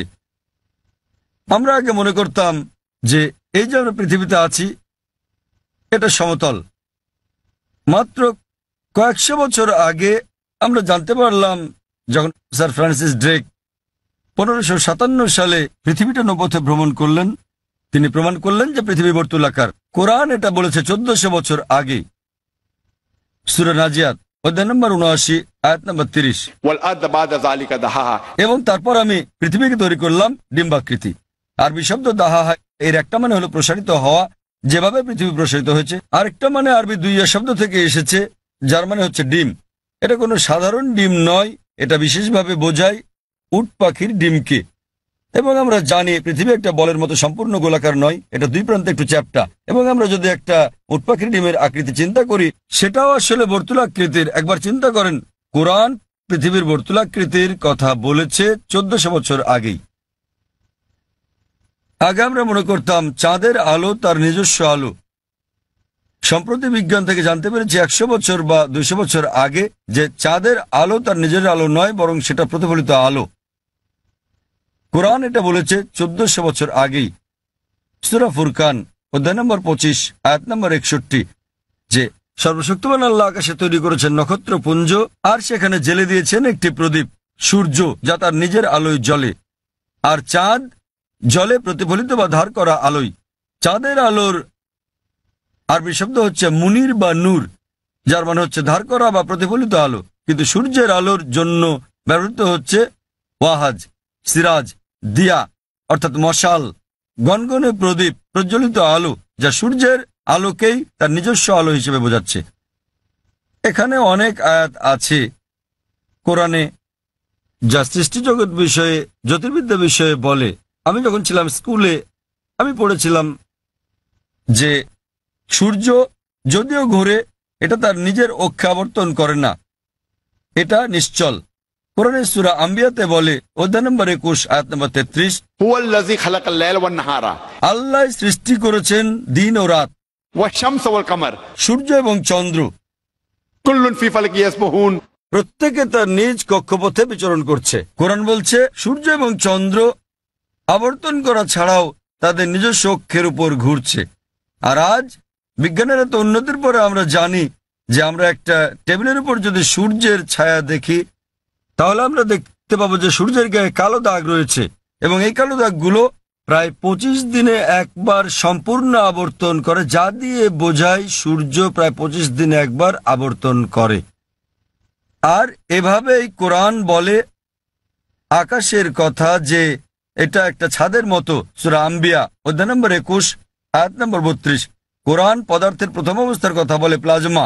কোরআন বলে সূরা জারিয়াতে অধ্যায় নম্বর 51 আয়াত নম্বর 47 যে আমি এই বিশাল আকাশকে নির্মাণ করেছি, ক্রমবর্ধনশীল বিশ্ব যা আমরা সম্প্রতি জেনেছি। এভাবেই কোরআনের অনেক জায়গায় সৃষ্টি রহস্যের কথা বলা হয়েছে। কিন্তু লক্ষ্য করার মতো বিষয় হলো অন্যান্য ধর্মগ্রন্থের মতো অন্যান্য ধর্মগ্রন্থ যেমন বেদ, বাইবেল, সেগুলোও বলে থাকে সৃষ্টি রহস্যের বিষয়ে। সৃষ্টির বিষয়ে তাদের অনেক বক্তব্যই বিজ্ঞানের সাথে মিলে যায়, কিন্তু অনেক বক্তব্যই আবার বৈজ্ঞানিক প্রমাণের বিপরীতে অবস্থান করে। কিন্তু কোরআনের ব্যাপারে বলা যায় কোরআনে 6000-এরও বেশি আয়াত আছে, যার মধ্যে 1000-এর বেশি বিজ্ঞান নিয়ে কথা বলে, এবং পবিত্র কোরআনে এমন একটা আয়াত নেই যা প্রতিষ্ঠিত বিজ্ঞানের বিরুদ্ধে যায়। কোরআনের সাথে অন্যান্য ধর্মগ্রন্থের পার্থক্য হচ্ছে কোরআনের কোনো আয়াতই বিজ্ঞানের প্রমাণিত সূত্রের বিপক্ষে যায় না। এটা কোনো তত্ত্বের বিপক্ষে যেতে পারে, কারণ তত্ত্ব বদলে যায়, কিন্তু একটি আয়াত প্রতিষ্ঠিত বিজ্ঞানের বিপক্ষে যায় না। এই কারণেই কোরআন একটি অনন্য গ্রন্থ। আর বলা যায় এটি সর্বশক্তিমান আল্লাহর একমাত্র আসমানি কিতাব, একমাত্র ধর্মগ্রন্থ যা তার প্রকৃত রূপে এখন পর্যন্ত অবিকৃত আছে। এই কারণেই আপনি যদি সমস্ত ধর্মগ্রন্থগুলোকে বিজ্ঞান দিয়ে পরীক্ষা করেন, সবগুলো ফেল করবে কোরআন ছাড়া। আর কোরআন হলো এই পৃথিবীর বুকে একমাত্র ধর্মগ্রন্থ যা বিজ্ঞানের পরীক্ষায় পাশ করবে। আশা করি উত্তরটা পেয়েছেন। হ্যাঁ, আমাদের বোনদের কাছ থেকে কোনো প্রশ্ন আছে কি? কোনো অমুসলিম বোন আছেন? জি আছি। হ্যাঁ বোন, আপনি আপনার প্রশ্নটি করুন। আবারও শুভ সন্ধ্যা। আমি ব্রাহ্মণ্যবাদের একজন অনুসারী, কিন্তু আমি ইসলামের অনেক কিছুই পছন্দ করি। কিন্তু ইসলামের নিয়ম অনুসরণ করতে হলে আমাকে কি ইসলামে ধর্মান্তরিত হতে হবে, নাকি আমার ব্রাহ্মণ্যবাদের ধর্ম পালন করেই আমি ইসলামের বিভিন্ন নিয়ম অনুসরণ করতে পারবো? স্যার, আমি আপনার অনেক বক্তৃতাই দেখেছি, যেমন ইসলাম ও হিন্দু ধর্মের মধ্যে সাদৃশ্য এবং আরো অনেকগুলো। আপনার বক্তৃতা আমি খুবই পছন্দ করি। বোন খুব সুন্দর একটা প্রশ্ন করলেন। তিনি বললেন যে তিনি ব্রাহ্মণিজমের একজন একনিষ্ঠ অনুসারী, কিন্তু তিনি ইসলামের বিভিন্ন বিষয় পছন্দ করেন। তার প্রশ্ন হচ্ছে যে তিনি কি ইসলামের এই সব বিষয় অনুসরণ করতে পারেন এবং একই সাথে তারা ব্রাহ্মণিজম চর্চা করতে পারেন। তিনি আমার অনেক লেকচার দেখেছেন এবং অনেকটা পছন্দ করেন। বোন, প্রথমে আপনাকে বলি যে ইসলাম বা মুসলমান হওয়া কোনো উপাধি নয়। ইসলাম আবিধানিকভাবে বোঝায় শান্তি, যা পাওয়া যায় নিজেকে আল্লাহর কাছে সমর্পণ করে। তাই যে কোনো মানুষ যদি সে তার ইচ্ছা অনিচ্ছাকে আল্লাহর কাছে সমর্পণ করে তাহলে সে একজন মুসলিম। শুধুমাত্র মোহাম্মদ, জাকির, আবদুল্লাহ, সুলতান, শাকির নাম হলে মুসলমান হওয়া যায় না, বা ফাতিমা, আয়েশা, এসব নামগুলো আপনাকে মুসলিম বানাবে না। মুসলমান মানে যে তার ইচ্ছা অনিচ্ছাকে আল্লাহর কাছে সমর্পণ করে। তো প্রথমেই খুঁজে বের করতে হবে আপনাকে মহান আল্লাহর আদেশ কি। বোন বলেছেন যে তিনি ব্রাহ্মণিজমের একজন একনিষ্ঠ অনুসারী এবং তিনি ইসলামেরও বিভিন্ন বিষয় পছন্দ করেন। আর তিনি আমার অনেক টেপ, অনেক বক্তৃতা দেখেছেন যার মধ্যে ইসলাম ও হিন্দুইজমের সাদৃশ্য আছে। যদি এটা দেখে থাকেন তাহলে উত্তর দেওয়াটা আমার জন্য সহজ হবে, আপনার পক্ষে বোঝাটাও সুবিধা হবে। আপনি যদি দেখে থাকেন আমার হিন্দুইজম ইসলামের সাদৃশ্য নিয়ে বক্তৃতা, যেটা আমি বোধহয় প্রথম শান্তি সম্মেলন চেন্নাইয়ে দিয়েছিলাম, ইসলাম ও হিন্দু ধর্মের মধ্যে সাদৃশ্য। বোন, আপনি যদি ভেবে দেখেন, এমনকি যদি হিন্দু ধর্মের বইগুলোও পড়ে থাকেন, হিন্দু ধর্মগ্রন্থগুলো বলে যে নিজের ইচ্ছাকে ঈশ্বরের কাছে সমর্পণ করবেন। কিন্তু আমি যেটা বললাম যে সময়ের সাথে সাথে পূর্বের সকল ধর্মগ্রন্থ আগের মতো অবিকৃত অবস্থায় নেই, সেগুলো বিকৃতি এসেছে, জালিয়াতি হয়েছে, দুর্নীতি ঘটেছে। বেশিরভাগ পণ্ডিতগণই এই ধর্মগুলোর বিষয়ে, হোক সেটা হিন্দুইজম অথবা হোক খ্রিস্টানিজম অথবা ইহুদি ধর্ম, তারা একমত যে তাদের ধর্মগ্রন্থগুলো অবিকৃত রূপে সংরক্ষিত নেই। আর আপনি যদি আমার বক্তৃতা শুনে থাকেন, আমি শুরুতে যা বলেছিলাম, মহাভারত একটা গল্প যা অর্জুনের পিতামহ কর্তৃক বর্ণিত, এতে আছে ৮,০০০ শ্লোক। এরপর সময়ের সাথে সাথে পরিবর্তিত হতে হতে এতে চলে এলো ২৪,০০০ শ্লোক। এখন এর মধ্যে আছে ১,০০,০০০-এরও বেশি, ১,০০,০০০-এর বেশি শ্লোক। এটি কার কথা? মহাভারতের পণ্ডিতগণের। তো সময়ের সাথে সাথে সেগুলোতে হস্তক্ষেপ হয়েছে, তথ্য বিকৃতি ঘটেছে, কিন্তু তা সত্ত্বেও এরকম পরিবর্তনের পরও সবগুলো ধর্মগ্রন্থেই সর্বশক্তিমান ঈশ্বরের বাণী অবশিষ্ট রয়েছে। এবং আপনি যদি আমার বক্তৃতা শুনে থাকেন, সকল ধর্মের মূল কথা হচ্ছে সর্বশক্তিমান ঈশ্বর একজনই, তার কোনো মূর্তি নেই, তার কোনো ছবি নেই। সবগুলো ধর্মই বলে থাকে ঈশ্বর একজনই। আপনি হয়তো শুনেছেন আমার লেকচারে, আমি বলেছিলাম বিভিন্ন জায়গায়, যেমন ছান্দোক্য উপনিষদে অধ্যায় নম্বর ৬ অনুচ্ছেদ নম্বর ২ শ্লোক ১, एकम विद्वितीयम। মহান ঈশ্বর এক, অদ্বিতীয়। এবং শ্বেতাবতার উপনিষদ অধ্যায় নম্বর ৪ শ্লোক নম্বর ১৯ এবং যজুর্বেদ অধ্যায় ৩২ শ্লোক ৩ বলা আছে, न तस्य प्रतिमा अस्ति। মহান ঈশ্বরের কোনো প্রতিমা নেই, তার কোনো ছবি নেই। প্রতিমা মানে হচ্ছে মূর্তি, ফটোগ্রাফ, রেখাচিত্র, ছবি, ভাস্কর্য, মূর্তি, পুতুল। তাই ঈশ্বরের কোনো প্রতিমূর্তি নেই, কোনো ফটোগ্রাফ নেই, কোনো রেখাচিত্র নেই, কোনো ছবি নেই, কোনো ভাস্কর্য নেই, কোনো মূর্তি নেই, কোনো পুতুল নেই। তাই সকল ধর্মগ্রন্থই জোর দেয় সর্বশক্তিমান ঈশ্বরের একত্বের উপর। আর হিন্দু ধর্মের ব্রহ্মসূত্রটি হচ্ছে एकम ब्रह्म द्योतय नास्ते नैना नास्ते किंचन। भगवान एक ही है, दूसरा नहीं है, नहीं है, नहीं है, जरा भी नहीं है। ঈশ্বর একজনই, দ্বিতীয় কেউ নেই, কেউ নেই, কেউ নেই, কোথাও কেউ নেই। এবার আসি মূল প্রশ্নে, যা হলো একজন কট্টর ব্রাহ্মণ হয়েও আপনি ইসলামের শিক্ষা অনুসরণ করতে পারবেন কিনা। বোন, একজন সাধারণ ব্রাহ্মণের পক্ষে মুসলিম হওয়ার চেষ্টা করাটা কঠিন, কিন্তু যদি কঠোর ব্রাহ্মণ হয়ে থাকেন, বেদকে কঠোরভাবে মেনে চলেন, তাহলে আপনার ইচ্ছা অনিচ্ছা ঈশ্বরের কাছে সমর্পণ করতেই হবে। আপনি যদি সাধারণ ব্রাহ্মণ হয়ে থাকেন যে কিছু নিয়ম মানেন আবার কিছু মানেন না, তাহলে আপনার পক্ষে ঈশ্বরের কাছে নিজের ইচ্ছাকে সমর্পণ করা কঠিন হবে। কিন্তু যদি কঠোর ব্রাহ্মণ হয়ে থাকেন, বেদকে কঠোরভাবে মেনে চলেন, তাহলে আগে আমি যা বলেছি আপনাকে মানতেই হবে। 3টি পংক্তি আমি বলেছি যে আপনাকে এক ঈশ্বরে বিশ্বাস করতে হবে, আপনি মূর্তি পূজা করতে পারবেন না। আপনাকে বিশ্বাস করতে হবে যে ঈশ্বর এক, তার কোনো প্রতিচ্ছবি নেই, কোনো ফটোগ্রাফ নেই, কোনো মূর্তি নেই। এবং যদি আপনার ধর্মগ্রন্থগুলো পড়ে থাকেন, সেগুলোতে সর্বশেষ এবং চূড়ান্ত নবী মোহাম্মদ সাল্লাল্লাহু সাল্লামের আগমনের কথা উল্লেখ করা হয়েছে। আর আপনি যদি আমার বক্তৃতা ইসলাম ও হিন্দু ধর্মের মধ্যে সাদৃশ্য আর হিন্দু ধর্মে মোহাম্মদ সাল্লাল্লাহু সাল্লাম এই দুটো দেখে থাকেন, আমি বিস্তারিত আলোচনা করেছি যে নবী মোহাম্মদ সাল্লাল্লাহু সাল্লামের কথা আপনাদের ধর্মগ্রন্থে আছে। তাই যদি আপনি খারাপ ব্রাহ্মণ হয়ে থাকেন, তাহলে আপনার এটা বিশ্বাস না করার কোনো সুযোগ নেই যে ঈশ্বর এক, তার কোনো চিত্র নেই, কোনো মূর্তি নেই। এবং আপনাকে এটা বিশ্বাস করতে হবে যে মহান ঈশ্বরের সর্বশেষ দূত, সর্বশেষ বার্তাবাহক কল্কি অবতার হচ্ছেন নবী মোহাম্মদ সাল্লাল্লাহু সাল্লাম। কিন্তু যখন আপনার ধর্মগ্রন্থ বলে যে আপনাকে কল্কি অবতার চূড়ান্ত দূতকে অনুসরণ করতে হবে, তো যখন আপনি এই দূত নবী মোহাম্মদ সাল্লাল্লাহু আলাইহি ওয়াসাল্লামের বাণীগুলো পড়বেন, তখন আপনি দেখবেন যে এই কথাগুলো আপনার ধর্মগ্রন্থগুলোতে যা লেখা আছে তার সাথে মিলে যাচ্ছে। আবার একই সাথে দেখবেন এটা আপনার ধর্মগ্রন্থের অনেক কথার বিরুদ্ধে যাচ্ছে। তো এখন আমরা মনে করি যে কোরআন সর্বশক্তিমান আল্লাহর শেষ ও চূড়ান্ত নির্দেশনা, যা নাজিল করা হয়েছিল সর্বশেষ ও চূড়ান্ত নবী মোহাম্মদ সাল্লাল্লাহু আলাইহি সাল্লামের উপরে। এই কোরআন হলো ফোরকান, এটা হলো ন্যায় এবং অন্যায়ের পার্থক্যকারী।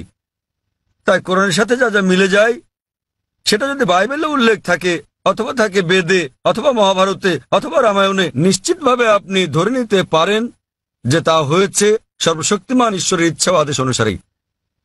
যদি সেটা বিরুদ্ধে যায়, আপনাকে মানতে হবে যে এটা হচ্ছে সর্বশক্তিমান ঈশ্বরের ইচ্ছা ও আদেশের বিপরীত। তাই আপনি যদি একনিষ্ঠ ব্রাহ্মণ হন, ব্রাহ্মণিজম চর্চা করে থাকেন, আপনাকে এক ঈশ্বরে বিশ্বাস করতে হবে, মূর্তি পূজার বিরোধিতা করতে হবে, আর আপনি যদি আমার সেই বক্তৃতা ইসলাম ও হিন্দু ধর্মের সাদৃশ্য শুনে থাকেন, সেখানে যা বলা হয়েছে আপনি যদি কমপক্ষে সেগুলো অনুসরণ করেন, তাহলে অন্যগুলো বাদই দিলাম আমি, শুধু সেই জিনিসগুলো বাকি সবকিছু বাদ দেন, তাহলে আমি মনে করি ইনশাল্লাহ এগুলো আপনাকে জান্নাতে নেওয়ার জন্য যথেষ্ট হবে ইনশাল্লাহ। তাই আপনি যদি আমার বক্তৃতা ইসলাম ও হিন্দু ধর্মের মধ্যে সাদৃশ্য শুনে থাকেন, সর্বশক্তিমান ঈশ্বরের একত্ববাদ সম্বন্ধে, নবী মুহাম্মদ সাল্লাল্লাহু সাল্লাম সম্বন্ধে, কিভাবে সালাত আদায় করা যায়, মদ খাওয়া যাবে না, শুকরের মাংস খাওয়া যাবে না, যা কোরআনের সাথে সাথে আপনাদের ধর্মগ্রন্থ বলা আছে, আপনাদের বেদে শালীনতার বিষয়ে বলা আছে যে মহিলাদের নিজেদের আবৃত রাখা উচিত, যা কোরআনেও বলা আছে। তাই আমার সেই বক্তৃতায় যা যা আমি বলেছি, আরো অনেক বিষয় আছে, কিন্তু আপনি যদি শুধু এই বিষয়গুলো ভালোভাবে অনুসরণ করেন বোন, ইনশাল্লাহ এগুলো আপনাকে এই পরীক্ষায় পাশ করিয়ে দেওয়ার জন্য যথেষ্ট। আপনি চাইলে আরো অনেক কিছু অনুসরণ করতে পারেন, কিন্তু কমপক্ষে এই বিষয়গুলো, এই প্রধান বিষয়গুলো যা আমি উল্লেখ করেছি, কিন্তু আপনার ধর্মগ্রন্থে যা বিতর্কিত আপনার তা অনুসরণ করা উচিত নয়, কারণ আপনাদের পণ্ডিতগণই বলেন যে এটা সময়ের আবর্তনে পরিবর্তিত হয়ে গেছে। আমাদের বুঝতে হবে যে এই বিষয়গুলো হচ্ছে তথ্য বিকৃতি, হস্তক্ষেপিত, সত্যের অতিরঞ্জন। তাই মিলগুলো শুধু অনুসরণ করেন, ইনশাল্লাহ আপনি একজন ভালো ব্রাহ্মণ হতে পারবেন। আপনি নিজ ধর্মগ্রন্থের অনুশাসন মেনে চলেন, জাফর খান এবং কোরআনের সাথে মিলে যায়, এবং ইনশাল্লাহ একজন নিয়মনিষ্ঠ মুসলমানও হতে পারেন। তো আশা করি ইনশাল্লাহ যে সর্বশক্তিমান আল্লাহ আপনাকে হৃদায়ত দান করুন। বোন, আপনি কি বিশ্বাস করেন ইসলাম ও হিন্দু ধর্মের সাদৃশ্য নিয়ে আমি আলোচনায় যে কথাগুলো বলেছিলাম? হ্যাঁ স্যার, পুরোপুরি। বোন, আমার লেকচারের কথাগুলোর সঙ্গে আপনি একমত? জি স্যার।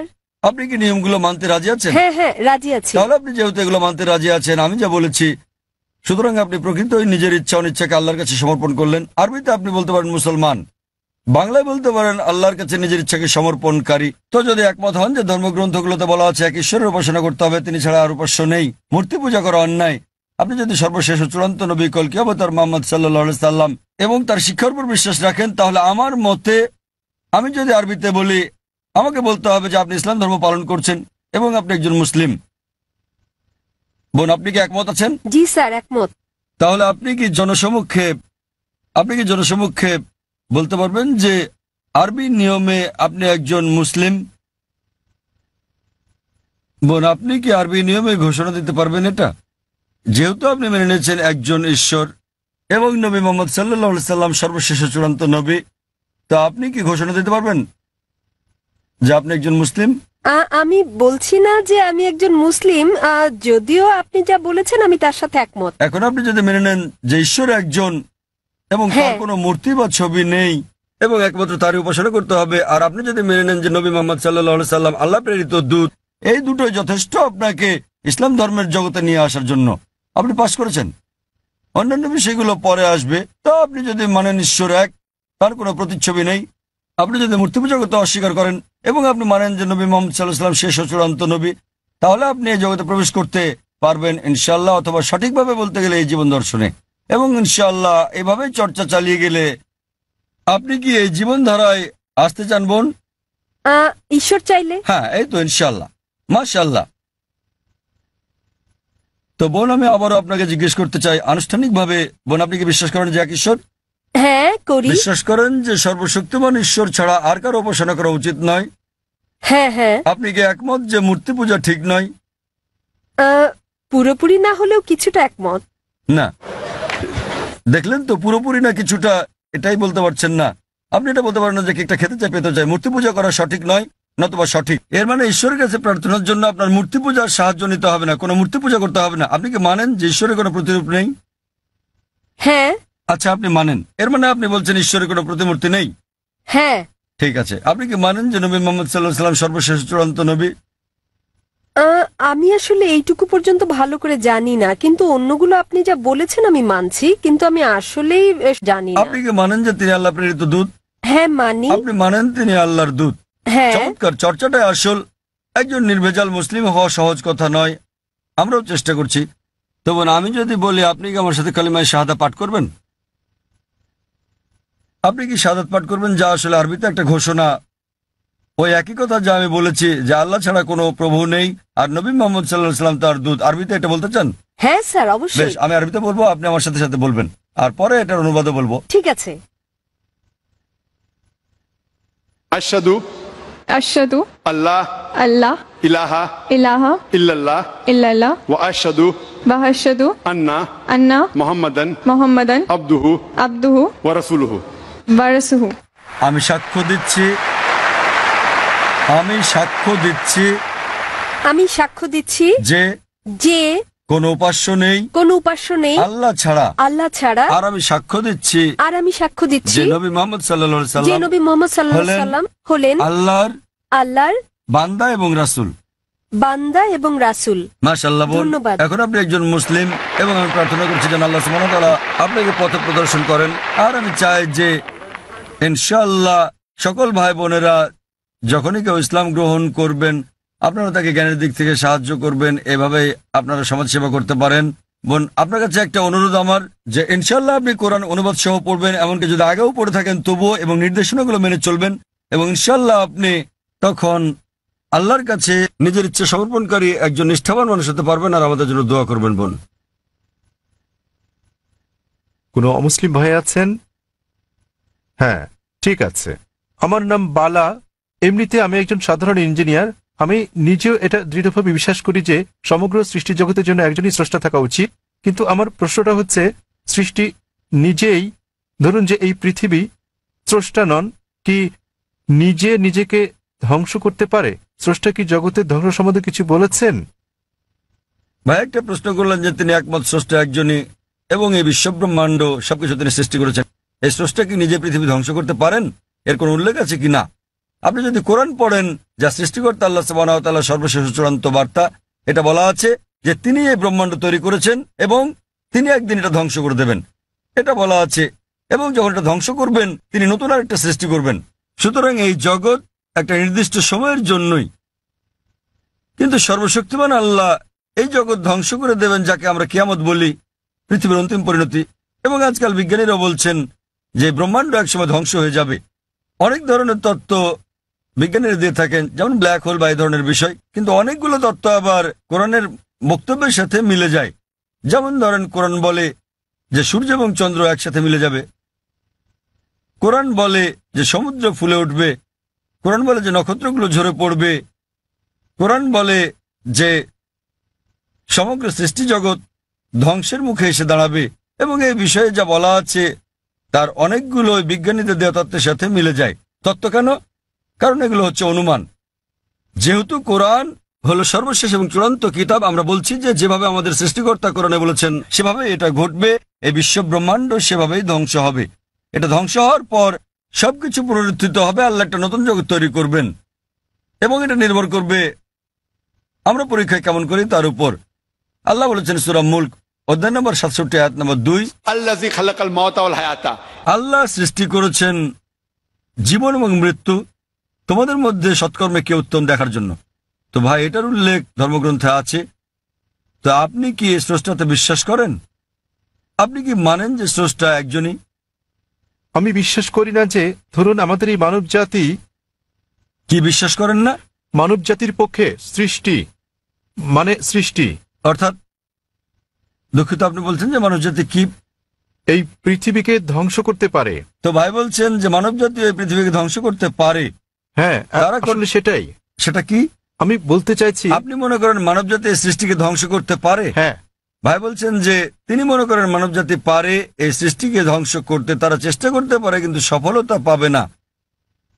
তারা চেষ্টা করতে পারে কিন্তু তারা সফল হতে পারবে না। তারা সফল হতে পারে শুধুমাত্র আল্লাহ সুবহানাহু ওয়া তাআলা চাইলেই। এমনিতে আমরা যেটা বুঝি যে বিজ্ঞানীরা বলে থাকেন সৃষ্টি হচ্ছে দুই প্রকারের। একটা হলো একটা কিছু থেকে অন্য আরেকটা কিছু তৈরি করা, যা আমরা মানুষেরা করে থাকি। যেমন একটা গাছ, সেটা আমরা কাটি, কেটে কাঠ বের করি, তারপর চেয়ার টেবিল বানাই। এটা হচ্ছে কোনো কিছু থেকে কোনো কিছু সৃষ্টি, যা করতে পারে মানুষও এবং সর্বশক্তিমান আল্লাহ। কিন্তু অন্য ধরনের সৃষ্টিটা হচ্ছে শূন্য থেকে কোনো কিছু তৈরি করা, যা মানুষ কখনোই করতে পারবে না, শুধু আমাদের ঈশ্বরই করতে পারেন, শুধু আল্লাহই করতে পারেন। তাই আরবিতে খালাকা শব্দের দুটো মানে আছে। একটা মানে হলো কোনো কিছু থেকে আরেকটা কিছু তৈরি করা, এবং খালাকা শব্দের অন্য মানেটা হচ্ছে শূন্য থেকে কিছু তৈরি করা। এবং সর্বশক্তিমান এই চ্যালেঞ্জটাই দিচ্ছেন সূরা তুরে অধ্যায় নম্বর 52 আয়াত নম্বর 35, তোমরা কি শূন্য থেকে কিছু তৈরি করতে পারো? উত্তর হচ্ছে না। একইভাবে আপনি যখন বলছেন যে আপনি ধ্বংস করছেন, আপনি গাছটিকে ধ্বংস করছেন, গাছটি চেয়ার টেবিলে রূপান্তরিত হলো, তো আপনি এটাকে নিশ্চিহ্ন করতে পারছেন না। শক্তি তার রূপ পরিবর্তন করে, বিজ্ঞানীরা তাই বলেন। তাই মানুষ এই ধরনের সৃষ্টি শুধু ঘটাতে পারে। আমরা ইট বানাতে পারি, বাড়ি বানাতে পারি, আবার সেটা ধ্বংস করতে পারি, কিন্তু অন্য কিছু তো রূপ নেবে। শুধু আল্লাহ সুবহানাহু ওয়া তাআলাই শূন্য অবস্থা থেকে অন্য কিছু তৈরি করতে পারেন এবং তিনি সম্পূর্ণভাবে নিশ্চিহ্ন করতে পারেন, যে আমরা পারি না। আপনি চেষ্টা করতে পারেন, বলতে পারেন পারমাণবিক অস্ত্র দিয়ে ধ্বংস করতে পারি, আপনি সম্পূর্ণ ধ্বংস করতে পারবেন না, এটা একেবারে অসম্ভব। এটা শুধুমাত্র আমাদের স্রষ্টা সর্বশক্তিমান আল্লাহ করতে পারেন, আমরা পারি না। এ কারণে পবিত্র কোরআন বলে যে স্রষ্টা এই জগৎ তৈরি করেছেন এবং তিনি এটি ধ্বংস করে আরেকটি নতুন জগৎ তৈরি করবেন। আশা করি উত্তরটা পেয়েছেন। এবারের প্রশ্ন বোনদের দিক থেকে, ওখানে কোনো অমুসলিম বোন আছেন? আসসালামু আলাইকুম। এই প্রশ্নটা আসলে একজন অমুসলিম ভাইয়ের পক্ষ থেকে এসেছে। তার নাম স্বামীনাথন। তিনি তথ্য প্রযুক্তির ওপর ব্যাচেলর ডিগ্রি করেছেন। তার প্রশ্নটি হলো, ইসলাম কেন সমালোচনার ব্যাপারে এতটা স্পর্শকাতর, আর কেন সালমান রুশদি বা ইউরোপীয় কার্টুনিস্টকে মৃত্যু পরোয়ানা দেয়া হয়?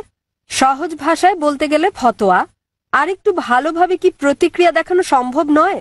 বোন একটা ভালো প্রশ্ন করেছেন একজন অমুসলিম ভাইয়ের পক্ষ থেকে, যে কেন মুসলমানরা সমালোচনার প্রতি এত স্পর্শকাতর। তিনি সালমান রুশদির প্রসঙ্গ এনেছেন। সমালোচনার ব্যাপারে কেন এত সংবেদনশীল? বোন, প্রতিটি মানুষই সংবেদনশীল।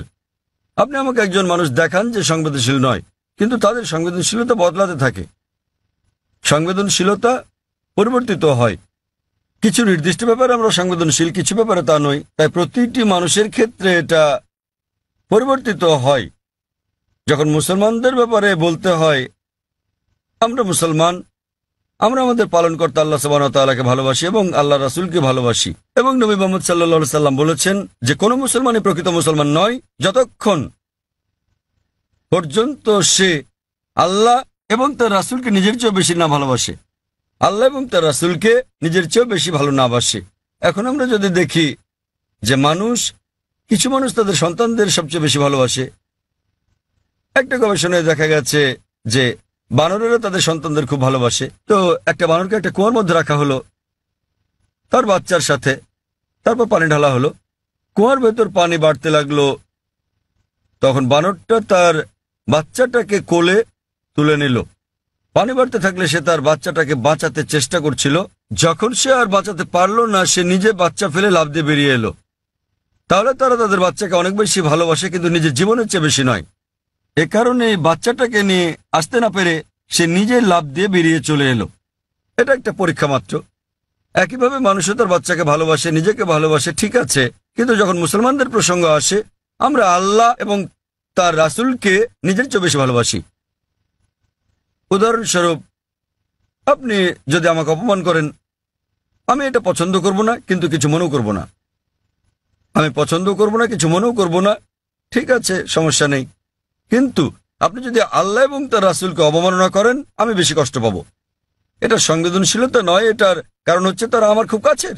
সুতরাং মুসলমানদের কাছে আল্লাহ এবং তার রাসূল খুবই ঘনিষ্ঠ, এমনকি আমাদের সন্তানদের চেয়েও ঘনিষ্ঠ, স্ত্রীর চেয়েও ঘনিষ্ঠ, স্বামীর চেয়েও ঘনিষ্ঠ, নিজের জীবনের চেয়েও ঘনিষ্ঠ।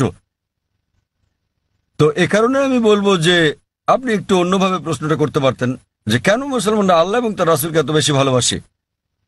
আপনি আমাকে একজন মানুষ দেখান, আপনি যদি তাকে অপমান করেন, ঠিক আছে, কিন্তু তার মাকে অপমান করলে সে রেগে যাবে। যদি কারো মাকে নিয়ে বাজে কথা বলেন, সে অবশ্যই রেগে যাবে। তো আমরা আমাদের আল্লাহ এবং রাসূলকে আমাদের মায়ের চেয়ে বেশি ভালোবাসি।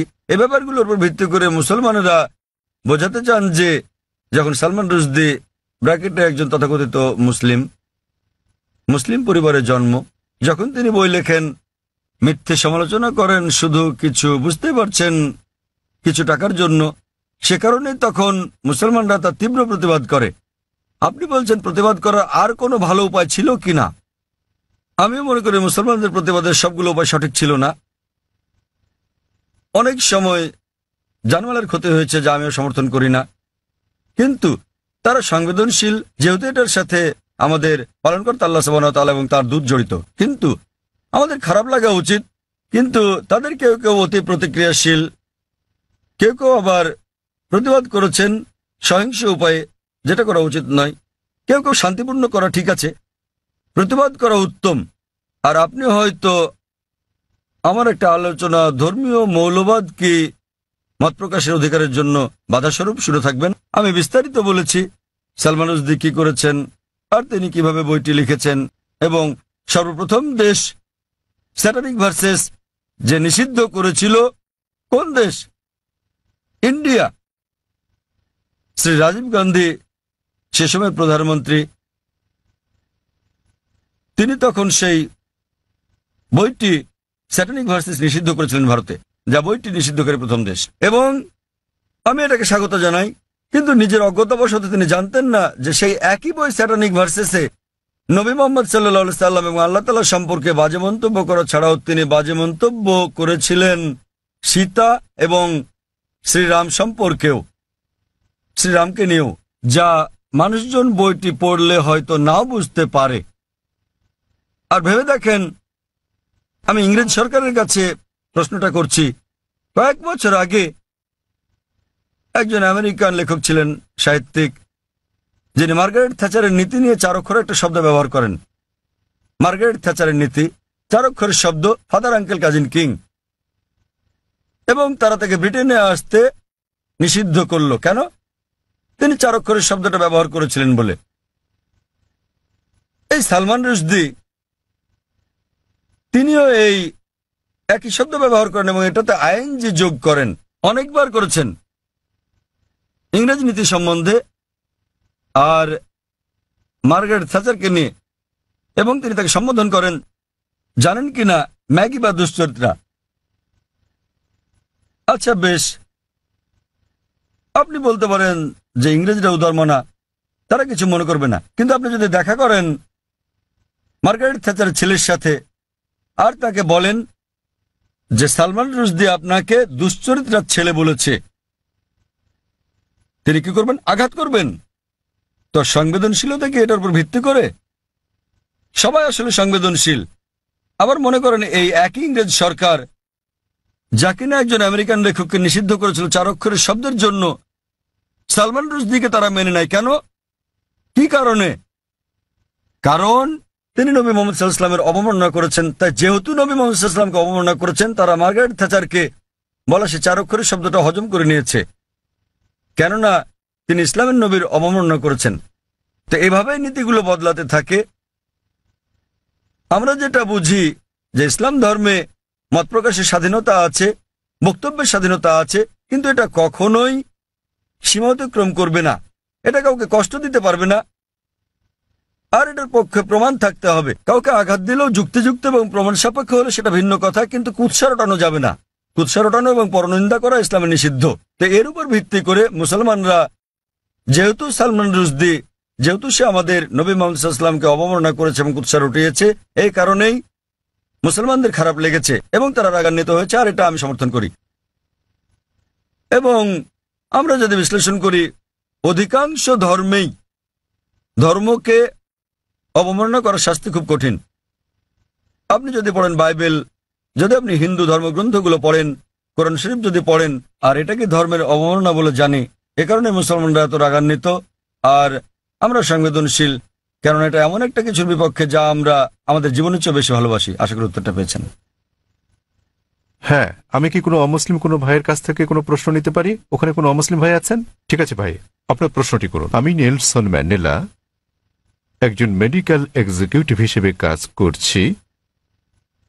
আমি অনেক জায়গায় লেখা দেখেছি যে শান্তি হলো ইসলাম। এটা ভালো কথা, তা সেটা যে যাই মনে করুক না কেন, অমুসলিমদের মধ্যে, খ্রিস্টান লোকদের মধ্যে, হিন্দু লোকদের মধ্যে একটা ভুল ধারণা আছে যে, এমনকি মুসলমানদের মধ্যে এটা আছে যে মুসলমান হওয়া মানে উদ্ধত। এটা কেন হবে? আবার একজন মানুষ হিসেবে আমি ঈশ্বরে বিশ্বাস করি, একক ঈশ্বরে। এমনকি আমি যিশুও বলি না। আমি কি ঈশ্বরের দূতের উপর বিশ্বাস না রেখেও ইসলাম ধর্মে নিজেকে দীক্ষিত করতে পারি? দয়া করে আগে শুনুন, দূত বা নবীকে না মেনে কি আমি সেটা করতে পারি? এই অবস্থায় আমি যদি নিজেকে ধর্মান্তরিত করি, সবাই আমাকে যে নামে চেনে, নেলসন ম্যান্ডেলা, ধর্মান্তরিত হলেও আমি কি এই নামটা রাখতে পারবো? ভাই দুটো প্রশ্ন করেছেন। ওনার প্রথম প্রশ্নটা হচ্ছে যে কেন অমুসলিমরা ধরে নেয় যে মুসলিমরা, আপনারা জানেন যে তারা ইসলামের অনুসারী, ইসলাম মানে হলো শান্তি, কেন তারা ধরে নেয় যে মুসলিমরা উদ্ধত? ভাই আমি আপনার সঙ্গে একমত যে অধিকাংশ অমুসলিমই মনে করে যে মুসলিমরা উদ্ধত, সহিংস ইত্যাদি। ভাই এর কারণটা হলো মিডিয়া। মিডিয়া মিডিয়া সেভাবেই মুসলিমদেরকে তুলে ধরে। আপনি আজকে দেখেন যে কোনো সন্ত্রাসী হামলা হলেই সাথে সাথে তারা মুসলিমদের দায়ী করে সব সময়, ঠিক বা ঠিক যাই হোক না কেন। ওকলাহোমা বোমা হামলা যুক্তরাষ্ট্রে, যাতে প্রায় 166 জন মানুষ মারা গিয়েছিল, এটা ছিল আমেরিকার মাটিতে সবচেয়ে বড় বোমা হামলা। দিনের পর দিন এটাকে বলা হলো মধ্যপ্রাচ্য ষড়যন্ত্র, এতে মুসলিমরা জড়িত। পরবর্তী সময়ে তারা জানতে পারল যে এতে জড়িত ছিল 2 জন মার্কিন সৈন্য, কমিউনিস্ট, তারা জড়িত ছিল। এটা সংক্ষিপ্ত সংবাদে এলো, শেষ ঘটনা শেষ। তো মুসলমানদের ব্যাপারে হলে শিরোনামে চলে আসে, আর অমুসলিমরা জড়িত থাকলে এটা সংক্ষিপ্ত সংবাদ। যেমন ভারতীয় সংবাদপত্রে আপনি দেখবেন যে একজন 50 বছর বয়স্ক আরব, 50 বছরের বয়সের আরব মুসলিম 19 বছরের এক মেয়েকে বিয়ে করছে। দেখবেন যে অনেক বড় সংবাদ, শিরোনাম। পরের দিন 50 বছর বয়স্ক অমুসলিম 9 বছরের মেয়েকে ধর্ষণ করেছে, এটা আসে সংক্ষিপ্ত সংবাদ। তো মিডিয়া প্রথম পাতায় তুলে ধরে একজন 50 বছরের মুসলমান 19 বছরের মেয়েকে বিয়ে করছে, আর 50 বছর বয়স্ক অমুসলিম 9 বছরের মেয়েকে ধর্ষণ করছে, ছোট করে আসে। তো এই হচ্ছে আমাদের মিডিয়া। তাই আমি লেকচার দিয়েছি মিডিয়া এবং ইসলাম, যুদ্ধ না শান্তি বিষয়ে। এটা ছিল, এই আলোচনাটা আমি প্রায় 1 বছর আগে দিয়েছিলাম বোম্বেতে, মিডিয়া ও ইসলাম, যুদ্ধ না শান্তি, এবং আরো অনেক জায়গায়। আর মিডিয়া কিভাবে কি করে বিস্তারিত বলেছি। ভাই আপনাকে একটা প্রশ্ন করি, আপনি কি আমাকে উদ্ধত মনে করেন? না। মাশাআল্লাহ। আপনি কি মনে করেন এখানে যারা বসে আছেন তারা সবাই উদ্ধত? কেউ কেউ, সরি, কারো কারো মুখ দেখে মনে হয়। না না ভাই, আপনি দেখেন, আপনি অতিথিতে দেখুন আর তাদের আপনি চেহারা দেখেন, দেখুন। ঈশ্বর কাউকে যে চেহারা দেন তার জন্য কি তাকে দোষী করা যায়? আমি আপনার মুখ দেখতে পাচ্ছি না, এখান থেকে আপনার মুখ দেখতে পাচ্ছি না, আপনি ওই পর্দা আমার মুখ দেখতে পাচ্ছেন, আমি দেখছি না। খোদা না করুক আপনার চেহারা যদি উদ্ধত হয়, আপনাকে দায়ী করা যাবে? না না। তাই কখনো বলবেন না যে চেহারা উদ্ধত। হ্যাঁ, কারো ব্যবহার যদি আপনাকে খোঁচা মেরে থাকে, এখানে কেউ কেউ আপনাকে মেরেছে, আপনাকে কেউ গালাগাল করেছে? না। তো ভাই আপনি যদি বলেন চেহারা উদ্ধত, তাহলে আপনাকে আবার ভেবে দেখতে হবে। দেখুন, চেহারা হলো ঈশ্বর প্রদত্ত, তাই কাকে দায়ী করবেন, ঈশ্বরকে না মানুষকে? অথবা নিজেকে দায়ী করতে পারেন যে আপনি মনে করেছেন সে উদ্ধত।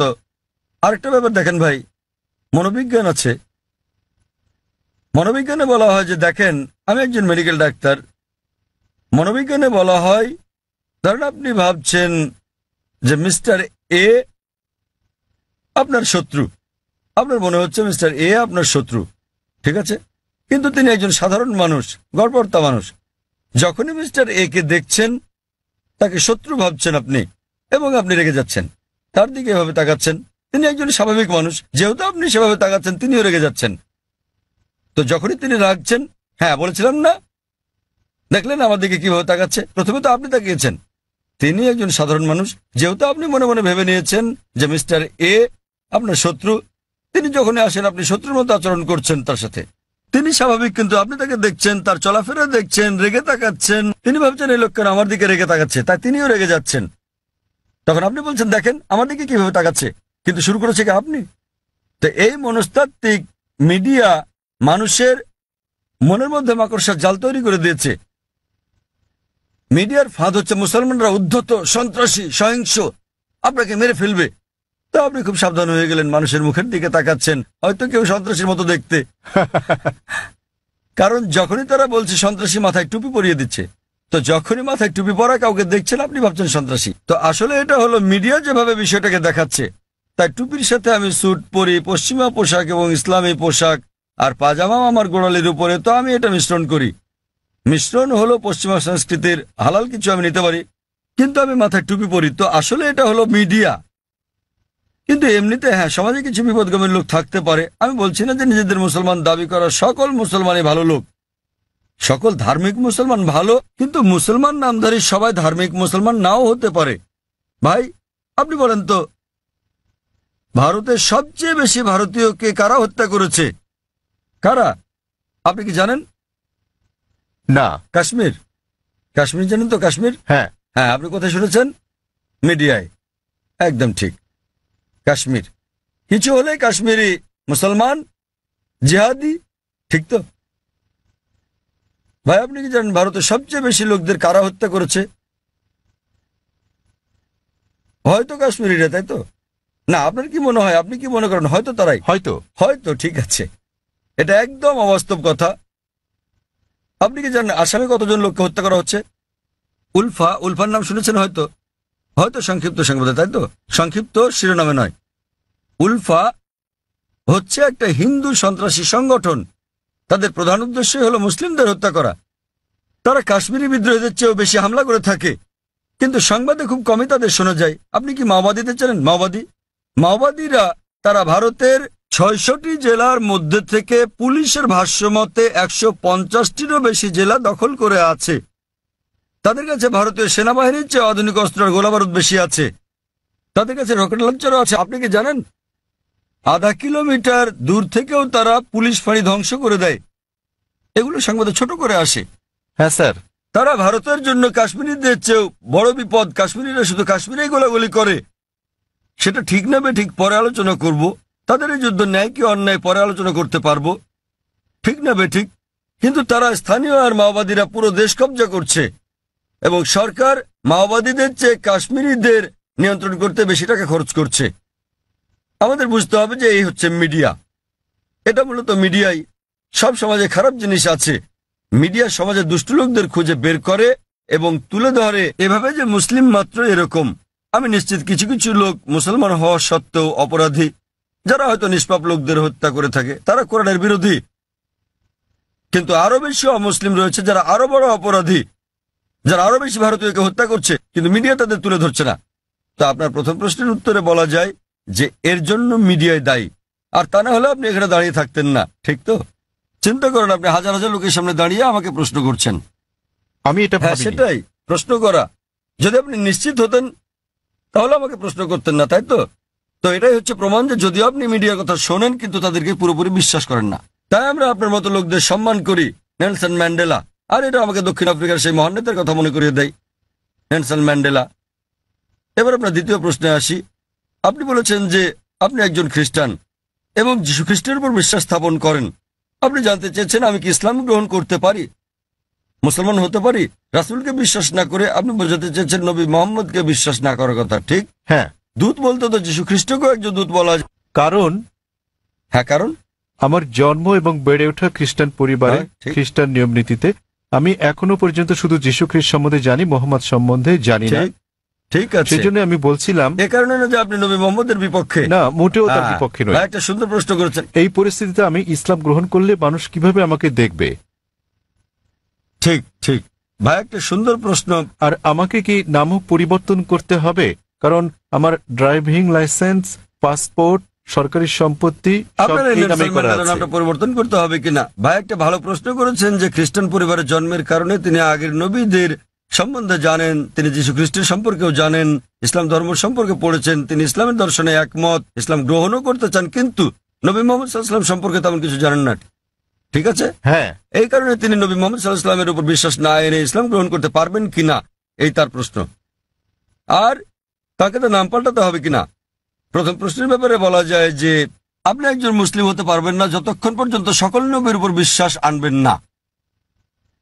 আমাদের সেই সকল নবীগণের উপরও বিশ্বাস আনতে হবে যাদের নাম কোরআনে আছে। তিনি যদি আল্লাহর একজন দূত হয়ে থাকেন তাদের আমাদের ভালোবাসতে হবে, সম্মান করতে হবে। আর আপনার জানার জন্য বলছি, ইসলাম হলো একমাত্র খ্রিস্টান ধর্ম বিশ্বাস যা বিশ্বাসের একটি ধারা হিসেবে যীশু খ্রিস্টকে বিশ্বাসের কথা বলেছে। কোন মুসলিমই মুসলিম নয় সে যদি যীশু খ্রিস্টের উপর বিশ্বাস স্থাপন না করে। আমরা বিশ্বাস করি যে তিনি আল্লাহ সুবহানাহু ওয়া তাআলার সর্বশক্তিমান আল্লাহর সবচেয়ে প্রভাবশালী নবীগণের একজন। আমরা বিশ্বাস করি যে তিনি মসীহ, যাকে বলা হয় খ্রিস্ট। আমরা বিশ্বাস করি যে তিনি অলৌকিকভাবে জন্মগ্রহণ করেছিলেন, কোন পুরুষের হস্তক্ষেপ ছাড়াই, যা অনেক আধুনিক খ্রিস্টানই বিশ্বাস করে না। আমরা বিশ্বাস করি যে তিনি আল্লাহর অনুমতি নিয়ে মৃতকে জীবন দান করেছিলেন। আমরা বিশ্বাস করি যে তিনি জন্মান্ধ এবং কুষ্ঠরোগীকে আল্লাহর সাহায্য নিয়ে ভালো করেছিলেন। খ্রিস্টান এবং মুসলিমরা এখানে একসাথে চলে। কিন্তু কেউ প্রশ্ন করতে পারে, তাহলে দুটোর পার্থক্য কোথায়? দুটোর পার্থক্য হচ্ছে, অনেক খ্রিস্টানই বিশ্বাস করেন যে যীশুখ্রিস্ট বা ঈসা আলাইহিস সালাম নিজের অমরত্ব দাবিদার। তিনি বলেন যে তিনি ঈশ্বর। প্রকৃতপক্ষে আপনি যদি বাইবেল পড়েন, দেখবেন কোথাও এমন একটাও নিঃশর্ত বক্তব্য নেই সমগ্র বাইবেলে যেখানে যীশুখ্রিস্ট বা ঈসা আলাইহিস সালাম নিজে বলেছেন যে আমি ঈশ্বর অথবা তোমরা আমার উপাসনা করো। আমি আবারও বলছি, যদি পড়েন বাইবেল, সেখানে একটিও নিঃশর্ত বক্তব্য নেই, একটিও দ্ব্যর্থহীন বাক্য পাবেন না সমগ্র বাইবেলে যেখানে যীশুখ্রিস্ট বা ঈসা আলাইহিস সালাম নিজে বলেছেন যে আমি ঈশ্বর অথবা তোমরা আমার উপাসনা করো। এমনকি বাইবেলে দেখবেন যীশুখ্রিস্ট বা ঈসা আলাইহিস সালাম নিজে বলেছেন। এর উল্লেখ আছে গসপেল অফ জন অধ্যায় নম্বর 14 অনুচ্ছেদ নম্বর 28। যীশুখ্রিস্ট নিজে বলেছেন, আমার পিতা আমার চেয়ে মহান। গসপেল অফ জন অধ্যায় নম্বর 10 অনুচ্ছেদ নম্বর 29, আমার পিতা সবার চেয়ে মহান। গসপেল অফ ম্যাথিউ অধ্যায় নম্বর 12 অনুচ্ছেদ নম্বর 28, আমি ঈশ্বরের শক্তি দিয়ে শয়তানকে পরাভূত করি। গসপেল অফ লুক অধ্যায় নম্বর 11 অনুচ্ছেদ নম্বর 20, আমি ঈশ্বরের আঙ্গুলের ইশারায় শয়তানকে পরাভূত করি। গসপেল অফ জন অধ্যায় নম্বর 5 অনুচ্ছেদ নম্বর 30, আমি নিজের থেকে কিছুই করতে পারি না, আমি যেমন শুনি তেমন বিচার করি, আর আমার বিচার ন্যায্য, কারণ আমি নিজের ইচ্ছায় চলি না, আমার পিতার ইচ্ছায় চলি। যে বলবে আমি সর্বশক্তিমান আল্লাহর ইচ্ছার অনুসারে নিজের ইচ্ছার নই, সে একজন মুসলিম। যীশুখ্রিস্ট সাল্লাল্লাহু আলাইহি ওয়াসাল্লাম ছিলেন একজন মুসলিম। তিনি কখনোই দেবত্ব দাবি করেননি, তিনি কখনোই বলেননি যে তিনি ঈশ্বর। আর আপনি যদি বাইবেল পড়েন, সেখানে বুক অব অ্যাক্টসে আছে অধ্যায় নম্বর 2 অনুচ্ছেদ নম্বর 22 যে হে ইসরায়েলের লোকেরা, এই নাজারেথের যিশুর কথা শোনো, তোমাদের মধ্যে হতে ঈশ্বর কর্তৃক মনোনীত ব্যক্তি, যিনি অলৌকিক অবিশ্বাস্য কাজ করেন ঈশ্বরের মাধ্যমে, আর তোমরা তার সাক্ষী। ঈশ্বর কর্তৃক মনোনীত এক ব্যক্তি তোমাদের মধ্যে আছেন, যিনি অলৌকিক অবিশ্বাস্য কাজ করেন ঈশ্বরের মাধ্যমে, আর তোমরা তার সাক্ষী। আর যখন যীশুখ্রিস্ট সাল্লাল্লাহু আলাইহি ওয়াসাল্লামকে জিজ্ঞেস করা হলো আপনার প্রথম নির্দেশ কি, তিনি অক্ষরে অক্ষরে সেই কথাটাই বললেন যা মুসা আলাইহিস সালাম বলেছিলেন বুক অব ডিউটেরোনমি অধ্যায় 6 অনুচ্ছেদ 4-এ। যীশুখ্রিস্ট সাল্লাল্লাহু আলাইহি ওয়াসাল্লাম সেই কথাটাই বলেন গসপেল অফ মার্ক অধ্যায় 12 অনুচ্ছেদ 29। তিনি বলেন, শামা ইসরাঈল আদনাহাইনু আদনাই খাদ, শোনো হে ইসরায়েলবাসী, ঈশ্বর আমাদের ঈশ্বর হলেন একজন ঈশ্বর। তো আপনি যদি মুসলমান হন, মুসলমান হতে গেলে আপনাকে সকল নবীর উপর বিশ্বাস আনতে হবে। সে আদম থেকে শুরু করে নূহ, ইব্রাহিম, ইসহাক, মুসা, যিশু এবং নবী মুহাম্মদ সাল্লাল্লাহু আলাইহি ওয়াসাল্লামের উপর। তো এখন নবী মুহাম্মদ সাল্লাল্লাহু আলাইহি ওয়াসাল্লামের ব্যাপারে আপনার প্রশ্নে আসি। আপনি হয়তো তার সম্পর্কে বিস্তারিত জানেন না, আপনি হয়তো তার জীবনী সম্বন্ধে জানেন না, কিন্তু আপনাকে তার উপর বিশ্বাস আনতে হবে। আর আপনি যদি খাঁটি খ্রিস্টানও হয়ে থাকেন, যীশুখ্রিস্ট বা ঈসা আলাইহিস সালাম ভবিষ্যৎবাণী করেন নবী মুহাম্মদ সাল্লাল্লাহু আলাইহি ওয়াসাল্লামের ব্যাপারে। নবী মুহাম্মদ সাল্লাল্লাহু আলাইহি ওয়াসাল্লামের ব্যাপারে ভবিষ্যৎবাণী করা হয়েছে ওল্ড টেস্টামেন্টে, এমনকি নিউ টেস্টামেন্টেও ভবিষ্যৎবাণী করা হয়েছে বুক অব ডিউটেরোনমিতে অধ্যায় 18 অনুচ্ছেদ 18, বুক অব ডিউটেরোনমি অধ্যায় 18 অনুচ্ছেদ 19, বুক অব আইজায়া অধ্যায় 29 অনুচ্ছেদ 12, সং অব সলোমন অধ্যায় 5 অনুচ্ছেদ 16। এমনকি নিউ টেস্টামেন্টেও তার কথা বলা হয়েছে। যীশুখ্রিস্ট সাল্লাম বলেছেন নবী মুহাম্মদ সাল্লাল্লাহু আলাইহি সাল্লামের আগমনের ব্যাপারে গসপেল অফ জন অধ্যায় 14 অনুচ্ছেদ 16, গসপেল অফ জন অধ্যায় 15 অনুচ্ছেদ 26, গসপেল অফ জন অধ্যায় 16 অনুচ্ছেদ 7 এবং গসপেল অফ জন অধ্যায় 16 অনুচ্ছেদ 12 থেকে 14। আপনার বোঝার জন্য আমি শুধু শেষের অনুচ্ছেদটা বলবো। সবার শেষে যেটা বললাম, যীশুখ্রিস্ট সাল্লাল্লাহু আলাইহি সাল্লাম বলেন গসপেল অফ জন অধ্যায় নম্বর 16 অনুচ্ছেদ 12 থেকে 14 যে তোমাদেরকে আমার অনেক কিছুই বলার আছে, কিন্তু তোমরা এখন তা গ্রহণ করতে পারবে না। যখন সত্যের আত্মা আসবেন, তিনি তোমাদের সত্যের পথে পরিচালিত করবেন। তিনি নিজ থেকে কিছু বলবেন না, তিনি যা শুনবেন তাই বলবেন, তিনি আমাকে মহিমান্বিত করবেন। তো এখানে যীশুখ্রিস্ট সাল্লাল্লাহু আলাইহি সাল্লাম বলছেন নবী মুহাম্মদ সাল্লাল্লাহু আলাইহি সাল্লামের ব্যাপারে। তিনি বলছেন তোমাদেরকে আমার অনেক কিছুই বলার আছে, অর্থাৎ যীশুখ্রিস্ট মানুষদের অনেক কথা বলতে চেয়েছিলেন, কিন্তু তিনি বলেন তোমরা এখন তা বুঝতে পারবে না। যখন সত্যের প্রতিরূপ আসবেন, তিনি তোমাদের সত্যের পথে চালিত করবেন। এখন অনেকে বলতে পারেন এই প্রতিরূপ হচ্ছে পবিত্র আত্মা। তারা বুঝতে অক্ষম যে প্রতিরূপ কোনো পবিত্র আত্মার কথা বোঝায় না। কেন? কয়েকটা অনুচ্ছেদ আগেই গসপেল অফ জনের অধ্যায় নম্বর 16 অনুচ্ছেদ 7 যীশুখ্রিস্ট সাল্লাল্লাহু আলাইহি ওয়াসাল্লাম বলছেন যে তোমাদের ভালোর জন্য আমাকে যেতে হচ্ছে, কেননা আমি না গেলে সত্যের প্রতিরূপ আসবেন না। সুতরাং আমি যদি যাই, আমার প্রস্থানেই তার আগমন নিশ্চিত। সেই প্রতিরূপ এবং শান্তি আসবে যদি যীশুখ্রিস্ট বা সাল্লাম বিদায় নেন। যীশুখ্রিস্ট এই পৃথিবীতে আসার অনেক আগে থেকে এই প্রতিরূপ এখানে ছিলেন। তিনি এখানে ছিলেন যখন যীশুখ্রিস্ট জন্মগ্রহণ করেন, তিনি তখনও ছিলেন যখন তাকে দীক্ষা দেওয়া হয়। তো এই প্রতিরূপ এবং শান্তির দূত কোনো পবিত্র আত্মাকে বোঝায় না, এটা সর্বশেষ এবং চূড়ান্ত নবী মুহাম্মদ সাল্লাল্লাহু সাল্লামের কথা বোঝায়। কারণ ভবিষ্যৎবাণী বলছে তিনি যাই শুনবেন তিনি বহন করবেন। আর আমরা জানি যে নবী মুহাম্মদ সাল্লাল্লাহু আলাইহি ওয়াসাল্লাম সর্বশক্তিমান আল্লাহর কাছ থেকে দৈববাণী পেয়েছিলেন এবং তিনি তা প্রচার করেছিলেন। আর নবী মুহাম্মদ সাল্লাল্লাহু আলাইহি ওয়াসাল্লাম এই পৃথিবীতে একমাত্র ধর্মদূত যিনি যীশুখ্রিস্টকে মহিমান্বিত করেছেন। আর কোন ধর্ম বিশ্বাস নেই যা যীশুখ্রিস্টকে বিশ্বাস করার ব্যাপারে কথা বলে অনুচ্ছেদ তৈরি করে। এই মহিমান্বিত কোরআন নবী মুহাম্মদ সাল্লাল্লাহু আলাইহি সাল্লামের বাণীর কারণে, আর তিনি যে দৈববাণী ধারণ করেছেন সে কারণে 150 কোটিরও বেশি মানুষ আজ যীশুখ্রিস্টকে ঈশ্বরের দূত হিসেবে বিশ্বাস করে থাকে। যদি নবী মুহাম্মদ সাল্লাল্লাহু আলাইহি ওয়াসাল্লাম সেটা না বলতেন, যদি এই কিতাবে তার কথা প্রকাশিত না হতো, তাহলে আমরা বিশ্বাস করতাম না যে যীশুখ্রিস্ট ঈশ্বরের দূত। যেহেতু নবী মুহাম্মদ সাল্লাল্লাহু আলাইহি ওয়াসাল্লাম বলেছেন, আমরা সকল মুসলমান সন্দেহাতীতভাবে বিশ্বাস করি যে যীশুখ্রিস্ট সাল্লাল্লাহু আলাইহি ওয়াসাল্লাম আল্লাহর সবচেয়ে প্রভাবশালী নবীদের মধ্যে একজন। একইভাবে আপনি যদি খ্রিস্টান হন আর আপনার ধর্মগ্রন্থ পড়েন, নবী যীশুখ্রিস্ট সাল্লাল্লাহু আলাইহি ওয়াসাল্লাম ভবিষ্যৎবাণী করে গেছেন সর্বশেষ ও চূড়ান্ত নবী মুহাম্মদ সাল্লাল্লাহু আলাইহি ওয়াসাল্লামের আগমনের ব্যাপারে। এখন যেহেতু আমি তুলনামূলক ধর্ম নিয়ে পড়ি, আমি হয়তো যীশুখ্রিস্ট সম্পর্কে অনেক কিছু জানি, কিন্তু অধিকাংশ মুসলমানই আপনি যদি জিজ্ঞেস করেন যীশুকে ছিলেন, তিনি একজন নবী, কিন্তু আপনি বিস্তারিত জিজ্ঞেস করলে তারা নাও জানতে পারে। তারা বিশ্বাস করে যে তিনি নবী। আমি তুলনামূলক ধর্মতত্ত্ব, বাইবেল এগুলো পড়ার পরে হয়তো অন্য মুসলমানদের চেয়ে অনেক বেশি জানি, কিন্তু সকল মুসলমানকে বিশ্বাস করতে হবে যে তিনি একজন নবী। একইভাবে একজন মুসলমান হওয়ার জন্য আপনাকে অন্তত এটা মেনে নিতে হবে যে নবী মুহাম্মদ সাল্লাল্লাহু আলাইহি সাল্লাম নবী মুহাম্মদ আল্লাহর দূত। যদি না মানেন তাহলে হতে পারবেন না, কারণ তিনি সর্বশেষ ও চূড়ান্ত নবী। আপনি হয়তো তার সম্বন্ধে বিস্তারিত জানেন না, কিন্তু আপনাকে বিশ্বাস করতে হবে তিনি একজন নবী। এবার আপনার শেষ প্রশ্নে আসি যে যদি আপনি ইসলাম গ্রহণ করেন আপনাকে নাম পরিবর্তন করতে হবে কিনা। যদি আপনার নামের সাথে শিরক জড়িত থাকে, অর্থাৎ আল্লাহর সাথে অন্য কাউকে শরিক করা, তখনই আপনার নাম পরিবর্তন করাটা আবশ্যিক হবে। আর না হলে আপনার নাম পরিবর্তন করাটা আবশ্যিক নয়, এটা ঐচ্ছিক। আপনি চাইলে এটা করতে পারেন, না চাইলে দরকার নেই। তবু মুসলমান হতে গেলে নাম পরিবর্তন করাটা জরুরি নয়। আপনার বিশ্বাস পরিবর্তন করতে হবে। বিশ্বাস পরিবর্তন মানে বিশ্বাস করা যে ঈশ্বর একজনই, যাকে উপাসনা করা যায়। আর নবী মুহাম্মদ আল্লাহর দূত এবং অন্যান্য সকল নবী আদম আলাইহিস সালাম থেকে শুরু করে নূহ, ইব্রাহিম, মুসা, যিশু এবং সকল নবীদের সাথে নবী মুহাম্মদ সাল্লাল্লাহু আলাইহি সাল্লামের উপরও বিশ্বাস আনা। কেউ যদি বলে যে আমি মুসলমান হতে চাই কিন্তু আমি যীশু খ্রিস্টকে ঈশ্বরের দূত বলে মানি না, একজন মুসলমানের বিশ্বাস করতেই হবে। সে যদি না জেনে থাকে, যে মুহূর্তে আমি তাকে কোরআন দেখাবো, কোরআন বলছে, সে বিশ্বাস করা শুরু করবে। সে বিশ্বাস করবে যে যীশু খ্রিস্ট আল্লাহর একজন দূত। একইভাবে একজন মুসলমানের জন্য সকল নবীদের উপর বিশ্বাস আনা উচিত। নবী মুহাম্মদ সাল্লাল্লাহু আলাইহি সাল্লাম ছাড়াও আদম থেকে মুহাম্মদ সাল্লাল্লাহু আলাইহি সাল্লাম পর্যন্ত যারা যারা এসেছিলেন, কিন্তু নাম পরিবর্তন করাটা আবশ্যিক নয়। আপনি বলছেন আপনার ড্রাইভিং লাইসেন্সে নেলসন ম্যান্ডেলা নাম আছে, আপনার পাসপোর্ট আপনাকে পাল্টাতে হবে না, ড্রাইভিং লাইসেন্স বদলাতে হবে না। লোকে আপনাকে নেলসন বলে ডাকতে পারে, কোনো সমস্যা নেই।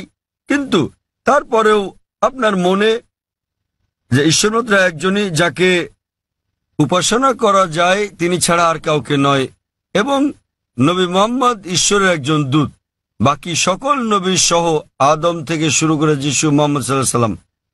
তো আপনি কি বিশ্বাস করেন যে মুহাম্মদ ঈশ্বরের একজন দূত? ভাই নেলসন? হ্যাঁ স্যার। আমি যদি বলি যে আপনার নাম নেলসনই রাখতে পারেন, বিশ্বাস করবেন যে মুহাম্মদ ঈশ্বরের একজন দূত? হ্যাঁ স্যার। আপনি হয়তো তার সম্পর্কে বেশি কিছু জানেন না। আপনি হয়তো জানেন না যে তিনি কোথায় জন্মগ্রহণ করেন।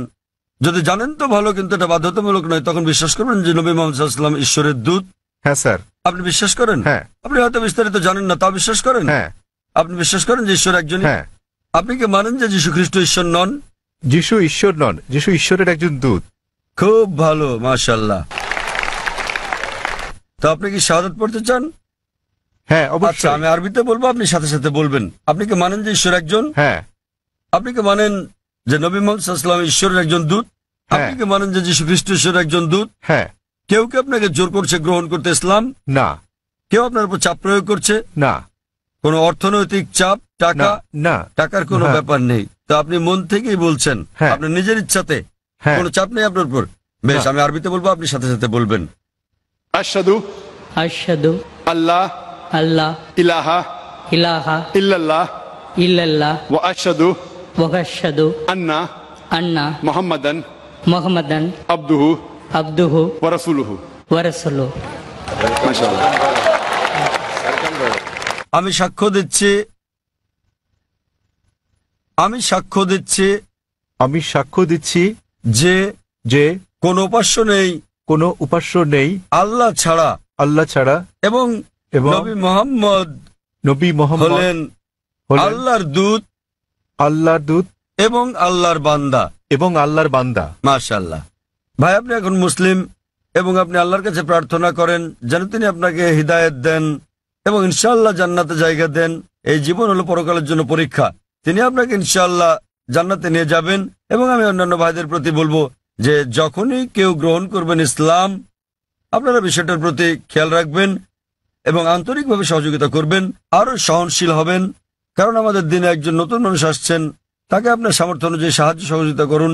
এবং ইনশাআল্লাহ আমি দোয়া করছি আপনি আপনার নাম নেলসনই রাখতে পারেন, আপনাকে নাম বদলাতে হবে না, এটা আসলে আবশ্যিক নয়। আপনাকে নাম বদলাতে হবে না, আপনার নাম নেলসনই রাখতে পারেন এবং একই সাথে একজন ধার্মিক মুসলিম হতে পারবেন। কোরআন বুঝে পড়ার চেষ্টা করবেন এবং যতটুকু নির্দেশনা আপনি পাবেন ইনশাআল্লাহ তা প্রয়োগ করেন। এবং আমি আপনাকে অনুরোধ করছি আমার জন্য দোয়া করবেন। ধন্যবাদ স্যার। এখানে আর কোনো অমুসলিম ভাই আছেন?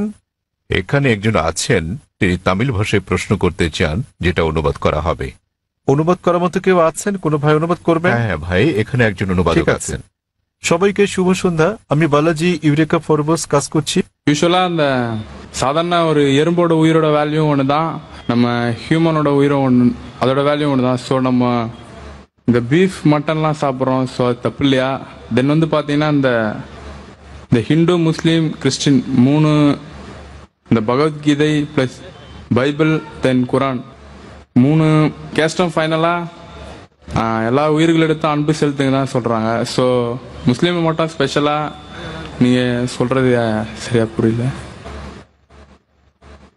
ভাই একটা প্রশ্ন করেছেন যে একটা পিঁপড়া মারা অন্যায়, যদিও পিঁপড়া ক্ষতিকর হতে পারে, কিন্তু আরো বৃহৎ দৃষ্টিতে দেখতে গেলে মুসলমানরা যা করে তা হল গরু এবং অন্যান্য পশু হত্যা করে।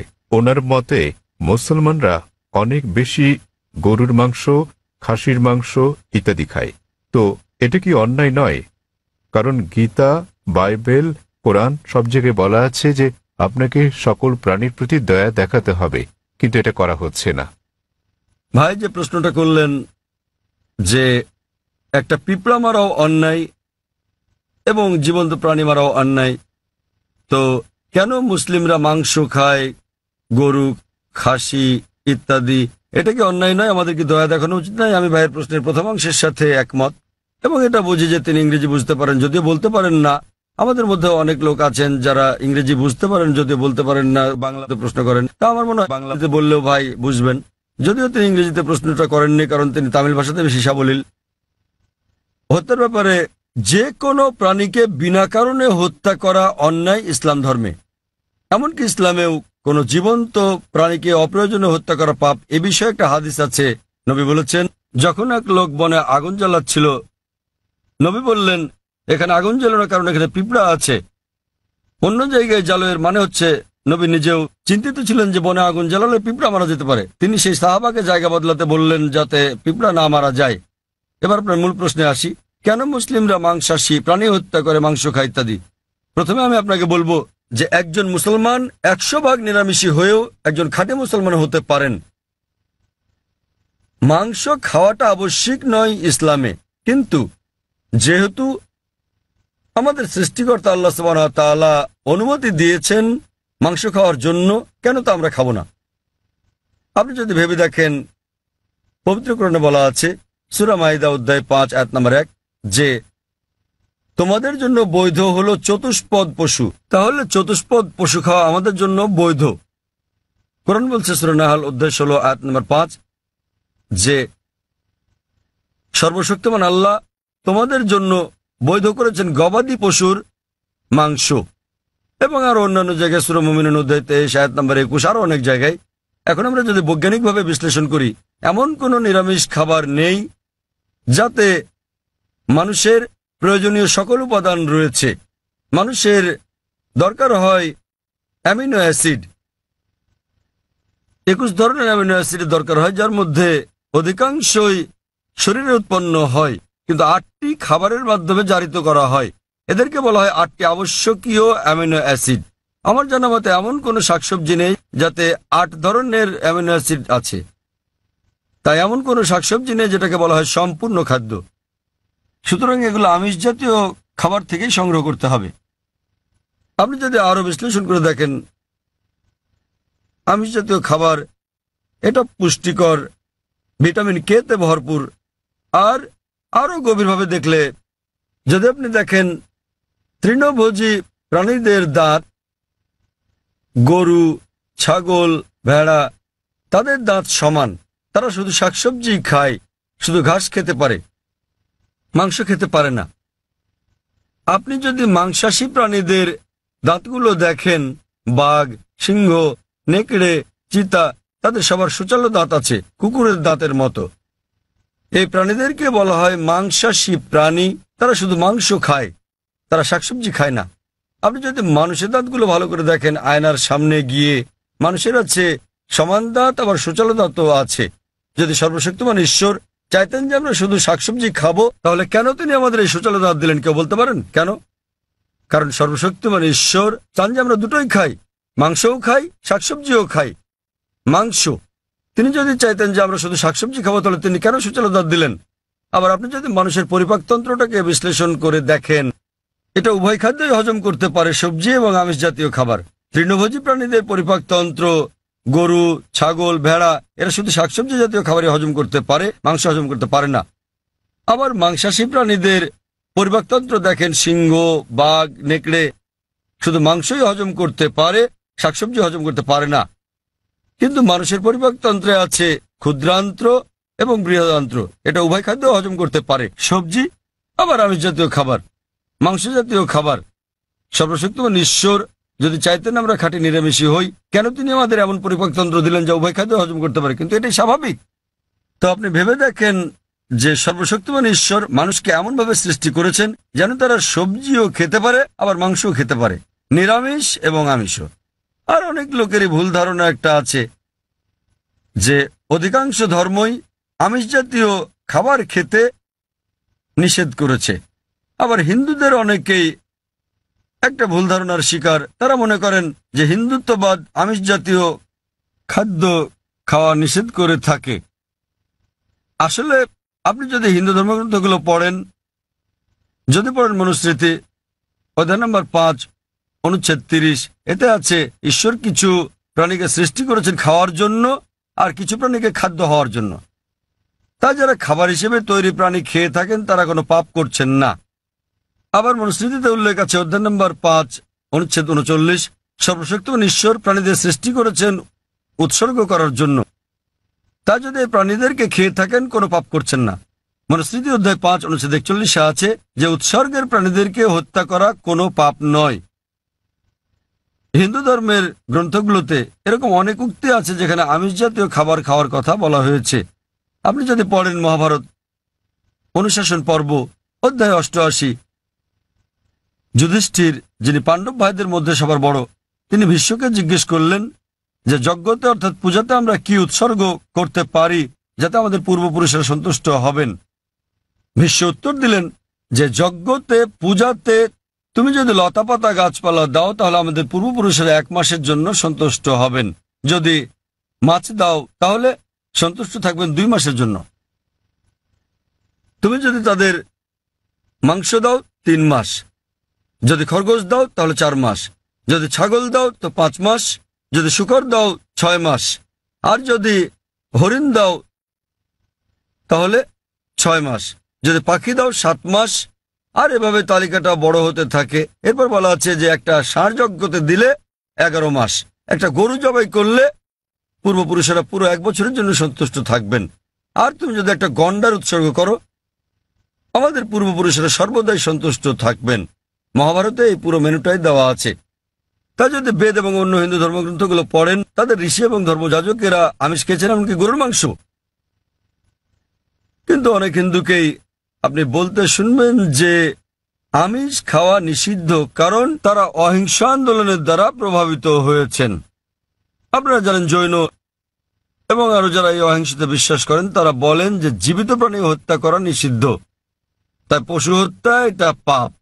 আমি এর সাথে একমত যে কোনো প্রাণীকে হত্যা করা বিনা প্রয়োজনে করলে পাপ। কিন্তু আপনি যদি বলেন যে জীবিত প্রাণী হত্যা করা মাত্রই পাপ, তাহলে আমি বলি যে এই যে গাছপালাগুলো আছে এদেরও জীবন আছে। আগে আমরা জানতাম না যে উদ্ভিদের জীবন আছে, তাই তারা বলতো যে গাছ কাটা ঠিক আছে। আজকে আমরা জানি যে এমনকি গাছেরও প্রাণ আছে। তখন তাদের যুক্তি পাল্টে বলে, জাকির ভাই গাছের প্রাণ আছে ঠিকই, কিন্তু গাছ ব্যথা অনুভব করে না, তাই গাছকে হত্যা করা সবজি খাওয়া আমিষ বা মাংস খাওয়ার তুলনায় অনেক কম অন্যায়। এখন বিজ্ঞানের উন্নতিতে আমরা জানি যে এমনকি গাছেরাও ব্যথা অনুভব করে, কিন্তু তারা যখন কাঁদে আমরা গাছের কান্না শুনতে পারি না, কারণ আমরা প্রতি সেকেন্ডে মাত্র 20 থেকে 20,000 কম্পন তরঙ্গের শব্দ শুধু শুনতে পাই। এর চেয়ে কম বা বেশি আমরা শুনতে পারি না। তাহলে দেখা যাচ্ছে যে গাছেরাও কাঁদে, কিন্তু আমরা গাছের কান্না শুনতে পারি না। গাছে ব্যথা অনুভব করে, বিজ্ঞান আমাদের বলছে।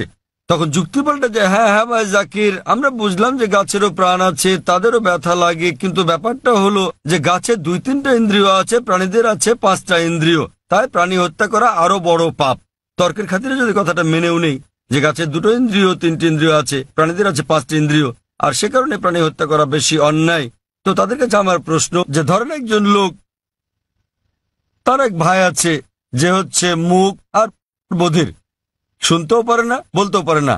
এখন কেউ যদি তাকে গিয়ে মেরে ফেলে, ধরেন আপনার নিজেরই ভাই যে মুখ ও বধির, কথা বলতে পারে না, শুনতেও পারে না, এখন কেউ যদি তাকে হত্যা করে, আপনি কি বিচারকের কাছে গিয়ে বলবেন যে হুজুর হত্যাকারীকে কম শাস্তি দিন, কারণ আমার ভাইয়ের 2টো ইন্দ্রিয় কম ছিল, সে বলতে পারতো না, শুনতে পারতো না? আপনি কি তাই বলবেন?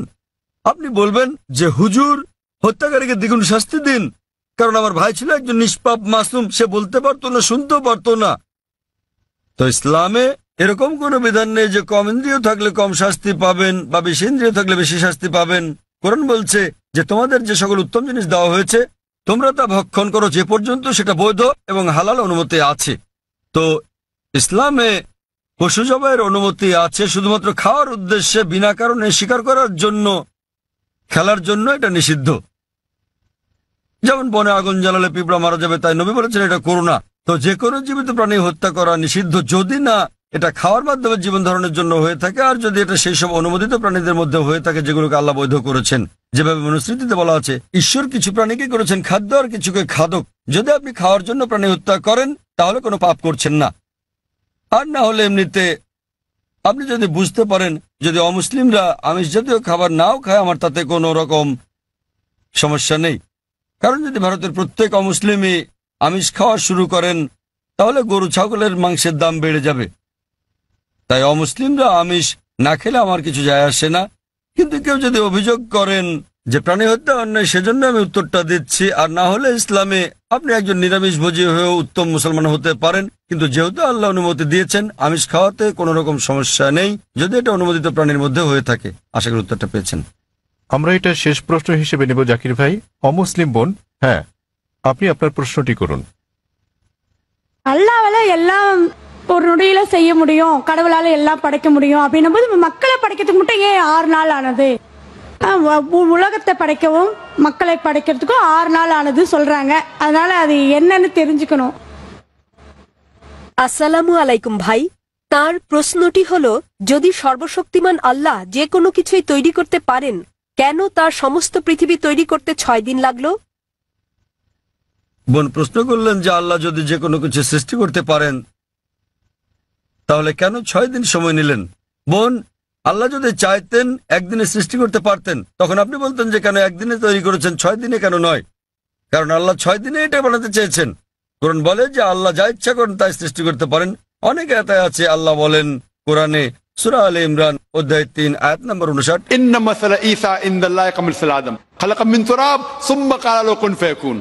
আল্লাহ আদম আলাইহিস সালামকে সৃষ্টি করেছেন যেমন তিনি যীশু খ্রিস্টকে সৃষ্টি করেছেন ধুলো থেকে, তিনি বলেন হও আর তা হয়ে যায়। তো আল্লাহ যখন কিছু সৃষ্টি করতে চান তিনি বলেন হওয়ার হয়ে যায়, তিনি ইচ্ছে করলেই এটা হয়ে যায়। আল্লাহ যদি ইচ্ছে করেন আপনি 9 মাস পরে জন্মাবেন, তাহলে আপনি 9 মাস পরে জন্ম নেবেন। আল্লাহ যদি চান 1 সেকেন্ডে, তাহলে মাত্র 1 সেকেন্ডেই। তো আল্লাহ চাইলেন যে তিনি কোনো কিছু 6 দিনে সৃষ্টি করবেন, তাই তিনি করলেন। এমন না যে আল্লাহ একদিনে করতে পারতেন না, একদিন কেন 1 সেকেন্ডেও তিনি করতে পারতেন। আল্লাহ চেয়েছেন এটা 6 দিনে বানাতে, সেজন্য 6 দিনে হয়েছে। তো আল্লাহ যাই চান তিনি শুধু বলেন কুন ফায়াকুন, হও আর এটা হয়ে যায়। এই সৃষ্টি জগতে তিনি বলেন হও আর হয়ে গেল। তবে আল্লাহ এটা 6 দিনে বানাতে চেয়েছিলেন, সেজন্য 6 দিনে হয়েছে। এমন না যে তিনি এর চেয়ে কম বা বেশি সময় বানাতে পারতেন না, এটাই তিনি চেয়েছিলেন। আর আল্লাহ যাই ইচ্ছা করেন তাই হয়ে যায় সহজে। আশা করি উত্তরটা পেয়েছেন। এক ভাইয়ের কাছ থেকে একটা অনুরোধ এসেছে যে যারা ইসলাম গ্রহণ করেছেন, আমরা অনুষ্ঠানটা শেষ করার আগে এক ভাই নেলসন ম্যান্ডেলা তিনি গ্রহণ করেছেন ইসলাম। আমি তার হাতে কোরআনের একটি অনুবাদ তুলে দিতে চাই। আমি স্বেচ্ছাসেবক বোনদের অনুরোধ করব তার হাতে একটি কোরআনের অনুবাদ তুলে দিতে, যে মহিলা ইসলাম গ্রহণ করেছেন। নেলসন ম্যান্ডেলাকে অনুরোধ করব, তিনি কে আছেন? নেলসন ম্যান্ডেলা কি এখানে আছেন? হ্যাঁ, অনুরোধ করছে মঞ্চে আসার জন্য যাতে আমি আপনাকে কোরআনের অনুবাদ দিতে পারি।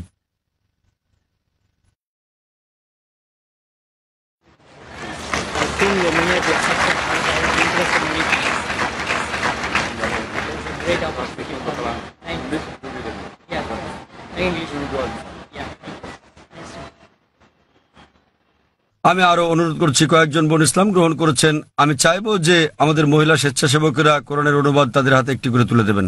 ওয়াখিরি দাওয়ানা আলহামদুলিল্লাহি রাব্বিল আলামিন। অসংখ্য ধন্যবাদ আপনাদের ভাই ও বোনেরা।